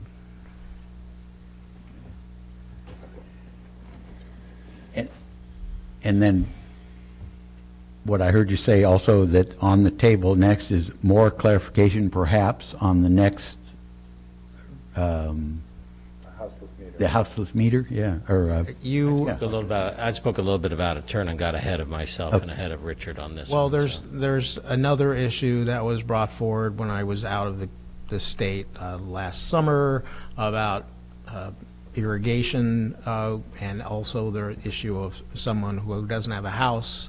And so I'll be writing a memo about how we could address that and bringing that at a future meeting. This was something that actually was in process for a couple years now to fix this. Okay. Yep, please. How do we decide whether to go with option 1 or option 2 with these people? That seems like a drastic difference in amount of money. Well, we're kind of giving them the option. Okay. Okay, and if they don't want to take one of these options, then. Okay, I got you. I didn't know if it was us just picking and choosing or what. It's up to them. Okay. Got it. All right. There's a motion with a second on the table to approve the first reading. Is this a roll call? Hoagland? Yes. Coos? Yes. Mark? Yes. Parsons? Yes. Anderson? Yes. And Casper? Yes, motion carries. Your Honor, Council, this is second reading of ordinance 2019-20, ordinance of the City of Lincoln City amending the Lincoln City Municipal Code, Title 13, Public Services, Chapter 1308, System Development Charges, amending Section 1308-100, calculation where there is existing use, amending Chapter 1312, Water and Sewer System Rates and Charges, amending Section 1312-150, abandoned and non-revenue producing services, amending Section 1312-100D to update reference fees and charges. Did I say D or E? 100E to update reference fees and charges. Ask for approval of second reading and adoption of the ordinance. So moved. The motion, is there a second? Second. Ms. Casper got a second. We have a motion to approve second reading. Roll call. Any discussion? All right. Roll call, please. Coos? Yes. Mark? Yes. Parsons? Yes. Anderson? Yes. Casper? Yes. And Hoagland? Yes. Motion carries. Great. Thank you very much. All right, we have resolution number 2019-12, a resolution adopting the supplemental budget of the City of Lincoln City, Oregon for the fiscal year 2018-2019 as approved by the City Council and making appropriations. Is there a motion to approve? We have a motion to approve from Councilor Hoagland. Is there a second? Second. And second from Councilor Casper.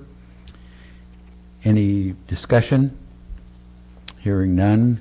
Roll call, please.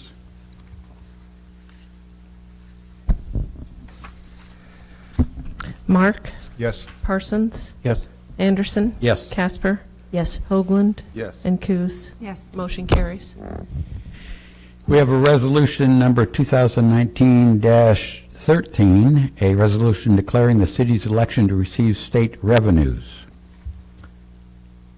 Sure. Entertain a motion to approve. I'll move that the council approve resolution 2019-13.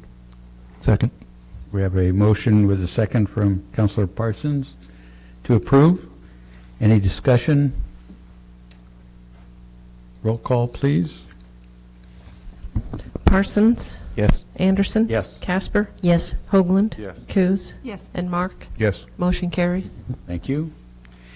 A resolution 2019-14, a resolution setting forth water and sewer rates. Mr. Mayor, I make a motion to approve Resolution 2019-14. Second.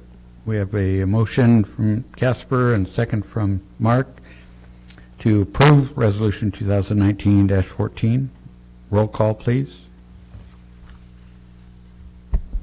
Anderson? Yes. Casper? Yes. Hoagland? Yes. Coos? Yes. Mark? Yes. And Parsons? Yes. Motion carries. And we have a resolution number 2019-15 adopting the budget. This is the new fiscal year 2019-20 City of Lincoln City budget. Mr. Mayor, I move to approve Resolution 2019-15, adopting the fiscal year 2019-20 budget as approved. Second. We have a motion, Casper and Parsons second, to approve budget.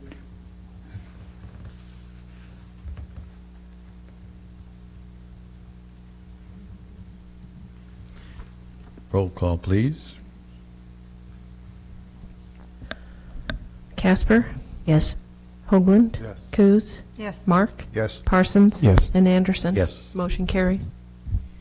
And we have a resolution number 2019-16, a resolution of the City of Lincoln City adopting updated fees and charges for water and sewer billing disconnection for non-payment and associated reconnection fees. Mr. Mayor, Yes. make a motion to approve Resolution 2019-16. Second. Parsons and Casper. It's okay. A motion to approve. Any discussion? Roll call, please.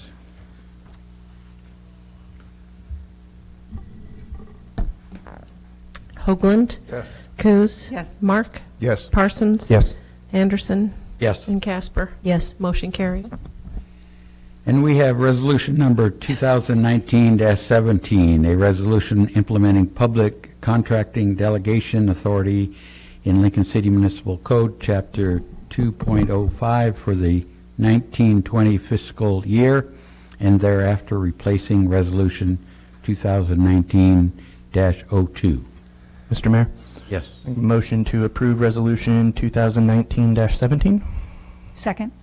We have a motion to approve with Parsons and Coos. Thank you.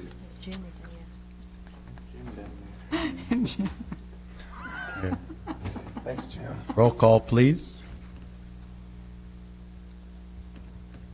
Mr. Mayor, Yep. I'm a little lost. Did we discuss this resolution? No. No. I can explain it if you'd like. Chapter 205 of our code is the public contracting provisions of our code. In that chapter, it authorizes the city manager up to the full limits of the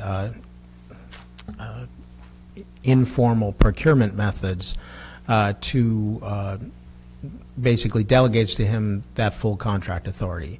This resolution cuts that authority in half. And it's actually at his request that we don't give him as much authority as the ordinance gives him. We've struggled with whether or not to opt this in the past and gone back and forth. But this resolution is basically continuing. Every fiscal year we do this, and it delegates, it lessens the delegation to the manager, requires him to report when he uses the delegation to you. He has to write a report in the next month and tell you how many times he's used his contract delegation.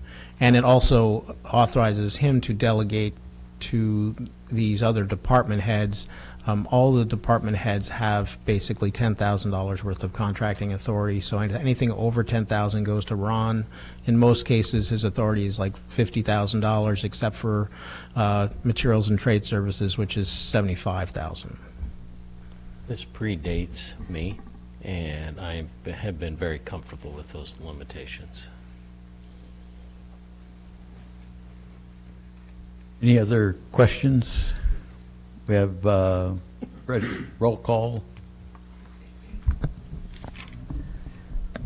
Coase? Yes. Mark? Yes. Parsons? Yes. Anderson? Yes. Casper? Yes. And Hoagland? Yes. Motion carries. Great. Thank you very much.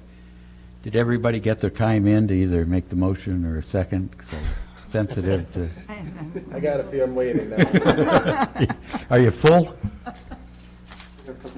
Boy, way to pack them in, Mr. Attorney. Yeah.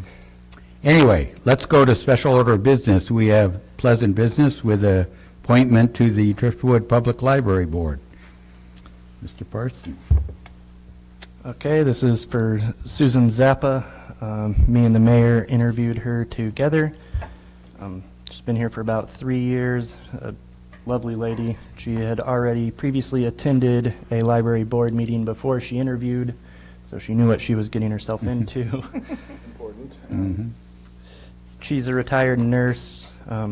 She belongs to some other national boards and committees related to her nursing past, specifically pediatric hematology. I know she does a lot of public speaking on that, but yeah, she seemed like a great person, really knew her stuff, and was really looking to get involved in our community more. I would agree. Interviewing, really very pleasant, well read, and interested in our library. So I don't know. I'll make the recommendation recommendation that we approve Susan Zappa for library board. Term expiring 6/30 of Oh. 2021. All right. I'll second it. We have a motion with a second. We get to the any questions? All those in favor say aye. Aye. Opposed with a nay? Hearing none. Thank you. Kristen, if you'll let her know she's anxious, I know. She's anxious. We have another appointment. Find this one. Councilor Parsons, that's you as well. That is also me.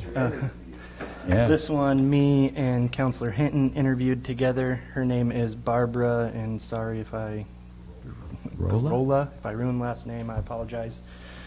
She's been in and out of town for 30 years. She's retired here, I believe she said, about 5 years ago. She's a local landlady. Goes by nickname Bubbles. Not that that matters. Bubbles. Bubbles. She was in sales and marketing for over 30 years and was a former real estate agent. She's looking to be on the VCC board. Yeah, should fill in that position with the business, yeah, which would be nice on the VCC board. She said she loves our town. That's why she bought property here and ended up vacationing here and ended up retiring. Just looking to get more involved now that she's here full time. Great.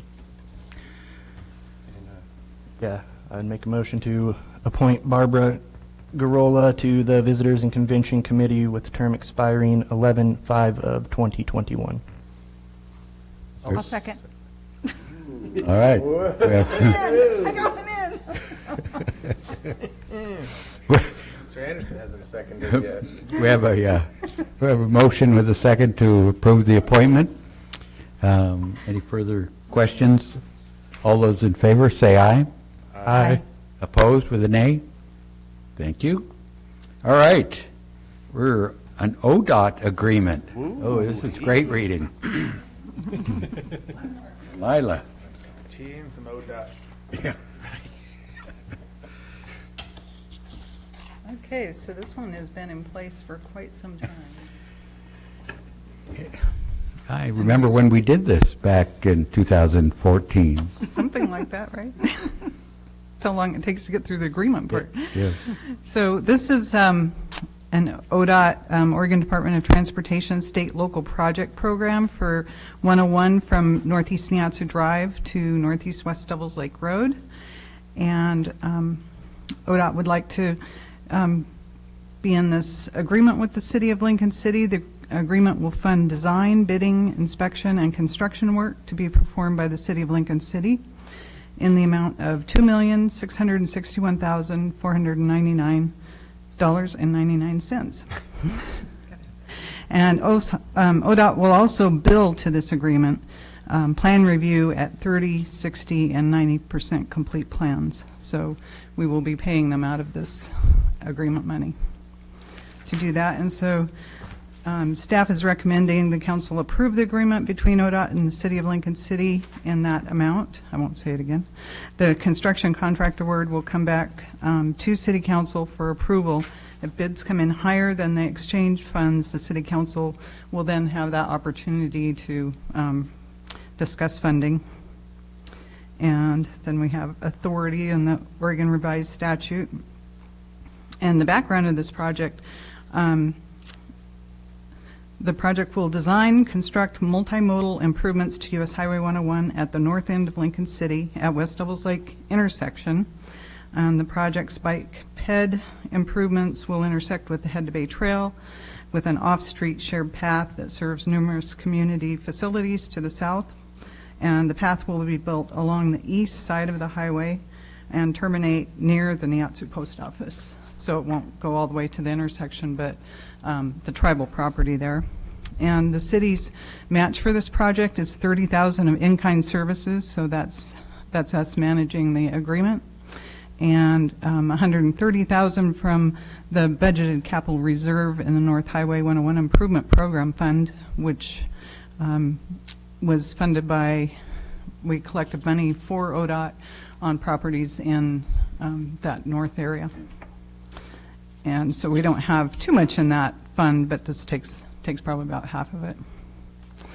And the Sluts Tribe offers $380,000 of tribal transportation funds to the north portion of the project along their property line on Highway 101. And so I also included a letter from them. And their council, the Confederated Tribes of Siletz Indians, has identified sidewalks on Highway 101 in Lincoln City between Neatsu Drive and West Devils Lake Road as a tribal priority project. We are pleased that the City of Lincoln City and ODOT are also making this safety project a priority. This letter is confirmation that the tribe is willing and ready to commit $350,000 to this project with an additional $30,000 in contingency for that total of $380,000 from our self-governance transportation fund.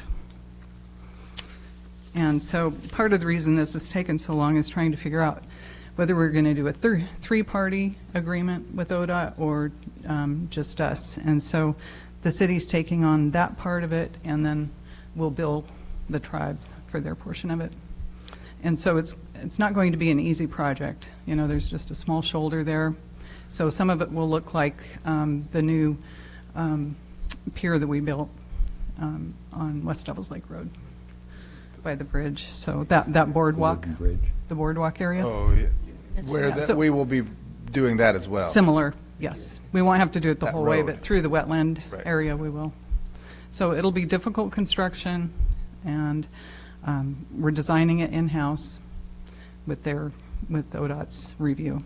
And so I'd probably like to bring this back to council, you know, at that 30% design phase, and just be able to show you where we're at with it, and the 60 and 90. Will it be a sidewalk ending in nothing? No, it'll be at West Devils Lake Road Okay. intersection. So it'll match up with the Head to Bay Trail section, and then it will stop short of the post office. So, and there's some shoulder there, but I know ODOT's looking at other improvements at that Neatsu intersection. And so eventually that would happen, but that's a outside the county. city, right? Yeah, that's outside the city, and it's a county road. And I think if I can, that's, this is much more significant than Lila has let on. It has taken a long time, but having the three parties is very opportune. The tribe has gets different money, and more than willing to contribute, which is great. Ourselves, and then ODOT. And we hope And I wasn't kidding, this was approved by ODOT back in 2014. I remember whoever was mayor then worked on this. And it's taken that long because of the funding cycles of the state to actually come, and then the design and working out this. What we are hoping is that as we get this going, that those last few yards or whatever will be kicked in. Miraculously, ODOT will find some loose change and finish the project. And then also a goal is going then south from West Devils Lake Road to Logan. Yeah. Match up that section. Yeah, the intent was to get it all to Logan Road along there eventually. So it does. I'm looking at the terms of agreement, and there's a reference to federal funds, but there's language in here I don't actually understand about an exchange of state. So is Yes. this Your next state number dollars or 20. federal dollars? Yeah, that's, Number 20 on your agenda, Mr. Mark? I'm sorry? No, on your agenda, number 20, item 20 Yeah, is the exchange agreement for your federal dollars for state money. okay. So, that's a second agreement, but that's the same, Yeah. the same thing that we did here. And so we're going to try and keep it at that, 2,661,000, so we get the full funds from ODOT, but it's actually 3 million and something, so it's that exchange for that one. Lila, other, I got a question. So why is the exchange rate not equal? Why is there less dollars? You're exchanging state for federal. Are we losing money in this Well, transaction? the state takes that 6%. Okay, just They, wondered. just to, do It their just goes poof. match. Well, I'm sure you're paying for their administration. Okay. If I, Please. I didn't get to participate in it, but there was a section of highway, I think near Eddiesville, before it was open, that public came and check it out, and you could do that. Could we do something like this to this piece of thing? I mean, it sounds like a pretty substantial and significant thing, if it's along that boardwalk, and Yes, it when it certainly comes will be, in. and it's multimodal, so, Yeah. let's get the what are the people that watch for the birds, those people? yeah, the Audubon Society. 'Cause that's a wetland over there. Yeah. Something. Yes, and we'll try and have some good features on it. any other questions? I don't know if Yes. I should go, but I used to live at the north end of the lake, and I first came to town and worked a minimum wage job at a hotel in the north end of town, and, the car broke down, and I had to walk that stretch, and it's a really good project. And there are many people that live up there that have to do that walk And there's only every a couple, day. I only couple had to do feet it of a couple times. couple Yeah. feet of shoulder there, so. It's a scary spot. I'll ride my bike to Depot Bay, but I will not ride it north. It's amazing how many people do. All right. Well, We're excited. It's going to probably take us 2 years Yeah, just it's- to get through the design process, so, just so you know. But we have almost 10 years to build this, but the goal is to do it as quickly, of course, as possible. the only problem with that is the costs go up, so the path gets shorter. Right. The longer we wait. Any other questions? Would that entertain a motion? The motion. Mr. Mayor, Yes. I'd like to make a motion to approve the ODOT Local Agency Agreement Number 31220 and designate city manager or his designee to execute the agreement. A second? We have a second from Coos. We have a motion and a second. Any further discussion? Roll call, please. Anderson. Yes. Casper. Yes. Hoagland. Yes. Coos. Yes. Mark. Yes. And Parsons. Yes. Motion carries. Thank you. And we have, another item 20. Yes, this is similar to, this is the same type of agreement that you approved for 2018, and so this money is a state exchange, and for $101,049.06, and it goes into our 2019-2020 overlay sidewalk and budget, overlay and sidewalk budget. So it's just money that we've already put into our revenue, and so this exchange agreement just allows us to use that money and bill for these projects. And once again, Councilor Casper, there's the state taking the haircut. Just want to make sure they get it. Yeah. Make a motion to approve ODOT Fund Exchange Agreement 33457 and designate city manager or his designee to execute the agreement. I'll second. And we have a second from Councilor Mark. Thank you. Roll call, please. Casper? Yes. Hoagland? Yes. Coos? Yes. Mark? Yes. Parsons? Yes. And Anderson? Yes. Motion carries. Thank you. Thank you, Lila. We have now city manager, city attorney report. I have two items. The first is to just let you know the draft of the design standards regulations are out for public input, and they are currently on the city's website. The second is that we're setting up meetings for the month of July. We would like to hold a work meeting on trash and its flow, plastic bags and everything else involved with it, on July 15th. Plastic bags and everything? It will be broader than just plastic bags. Yeah. Mr. Chandler? What's that? July 15th, Monday, the July 15th. Time? We have been generally starting those at 5 or 5:30. I have a Let's Tribe joint meeting. Yeah, we have a, Oh, do we have the tribal Yeah. meeting? Oh, And we have two meetings. in I'm July. sorry, we have two meetings, extra Okay. meetings in July with the Lincoln County and with the tribe. let me come back to that at another one and come up with some different dates. Okay. However, I do have another request. We're also trying to set up your training for emergency preparedness. Ken Murphy would like to do that with you, not as a full quorum, and 2 at a time, or 2, 2, and 3. And he is looking at trying to do that the hour before any of our city council meetings. So he would be asking that 2 of you would show up on the 8th at 4 o'clock, 2 on, well, I was going to say the 15th, but I'll have to come back to that. And then on the 22nd at 4 o'clock. If you know your schedule and can let me know now, that would be great. If not, we'll contact you tomorrow. I can do any of those. I can do either one. Okay? I Can can I do put, anybody, so does anybody have a specific date? I'll go with the 8th. 8th, okay, So will I. There. okay. Let's get it out the way. We can put one more on the 8th if you'd like. I'll go. That's fine. Ready? Okay. And then At what time? You said 1 hour? 1 hour before our meeting begins. So I'm assuming we're going to have an urban renewal meeting, so it'd be 4 o'clock. Okay. And then on the 22nd, I can do that one. okay. And Mayor, can you? Yep, I'm good. On the 22nd.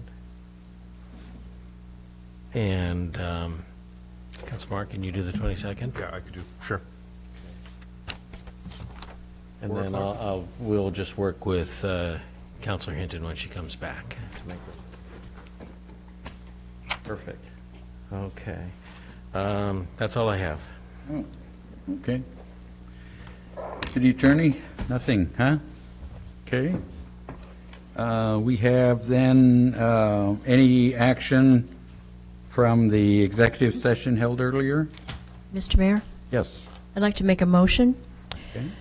that we direct the city manager and city attorney to expand the search for suitable properties for transitional housing to include property outside the city limits. Acquisition should be limited to properties in the financial range previously authorized for property X, and should include or contemplate some contribution/participation for nonprofit partners or other government entities. I'll second. We have a motion from Casper and a second from Parsons. Discussion? Hearing none. All those in favor? Aye. Say aye. Aye. Aye. Opposed? With an A? Hearing none. Thank you very much. The other item I would put forth is for the public to know, we, in executive session this evening, provided a performance evaluation for City Manager Ron Chandler, and a good exchange, and came away with a certainly a satisfactory performance this last year. Had good conversation of what to do more of and do less of, and I think from the council's perspective, we're pleased with having you and the progress we've all made, and so keep it up. Thank you, and thank you for letting me work here. Great staff, terrific bosses, having a good time. And I have to say, really terrific residents. Great. Thank you. With that, public comment, I see and hear none. Any comments from councilors? Councilor Mark? I sort of felt a little sorry that I didn't get a chance to comment when the church people were here, and just let them know that I'm very glad that we're moving ahead with, at least we appear to be moving ahead with opening up the churches to emergency shelters, and I hope they understand that I won't go into all that, but there are people on this board who have family members who are closely involved with Family Promise. We helped contribute to almost everybody in this board helped contribute to Family Promise fundraising. It's an issue that's really close to our hearts, and I hate to think that there are people out there who think that the city council is opposed to things those churches are doing. So that's I wish I had a chance to say that when people were here. Well, and thank you for those comments, and we'll have, again, opportunities as we deliberate and try to refine and go. Nice to see you. Mr. Parson? No? Please, Judy. Yes. I serve on the Sanitary Waste Advisory Committee, and we have a budget from the county commissioners. Since we finished the materials manual for 2 years, we now have a priority list of things that kind of fall into our areas.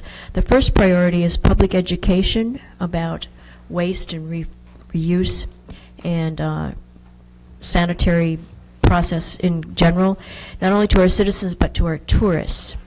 The second one is countywide green school program, and SWAC would kind of like to take more of a leadership role in looking at how to get one person maybe to oversee programs in the county rather than having the school district and SWAC delegate money to the teacher who goes when the program does, and program goes when the teacher does. The other one, which is probably dear to Councilor Hoagland, is the countywide organics recovery program, which is third on the list, dealing with curbside service for organic debris, and that will be very helpful. Interesting to note that North Lincoln Sanitary is the only one who does not currently have this this service available, so it'll be good to have a discussion about this. Somebody had asked about Alexius, biosolids turned into methane gas, and it was discovered after discussion that this is very expensive per BTU, so it doesn't really work as effective as everyone had hoped. It's like a $4 million machine. It was already tried in California. Somebody on council had asked me that. The other interesting thing was I've attended Mental Health Advisory Committee now for 3 times out of the 6 months, and I'm very glad to see that Cheryl Fisher was here to let us know that the county is coming up here. They also have a program called Protocol, which I didn't know about. It's a suicide prevention number that's throughout the United States.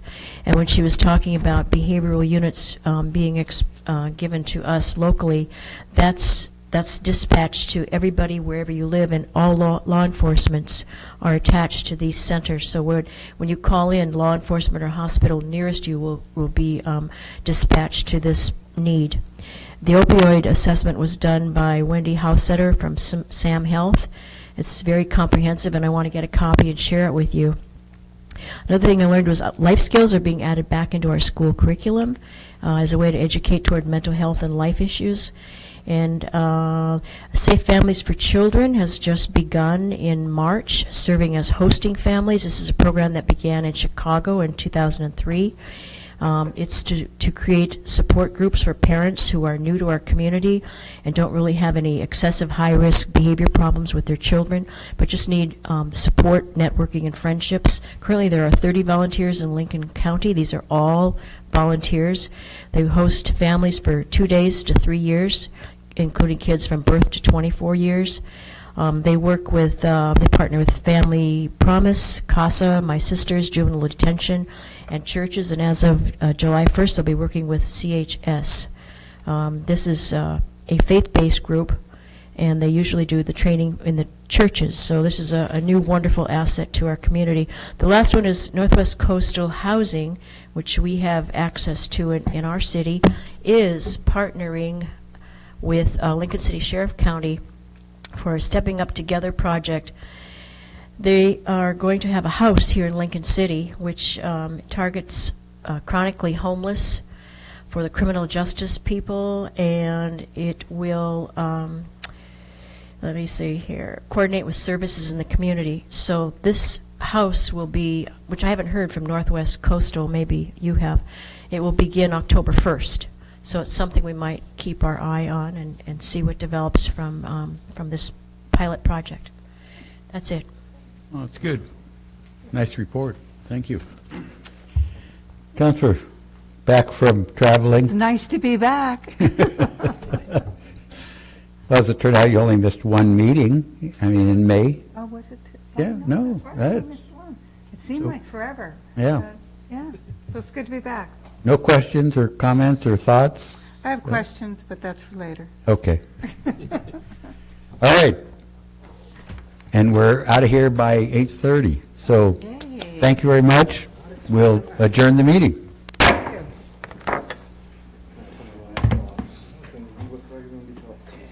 That's what I thought. Who said 10? How many people want to?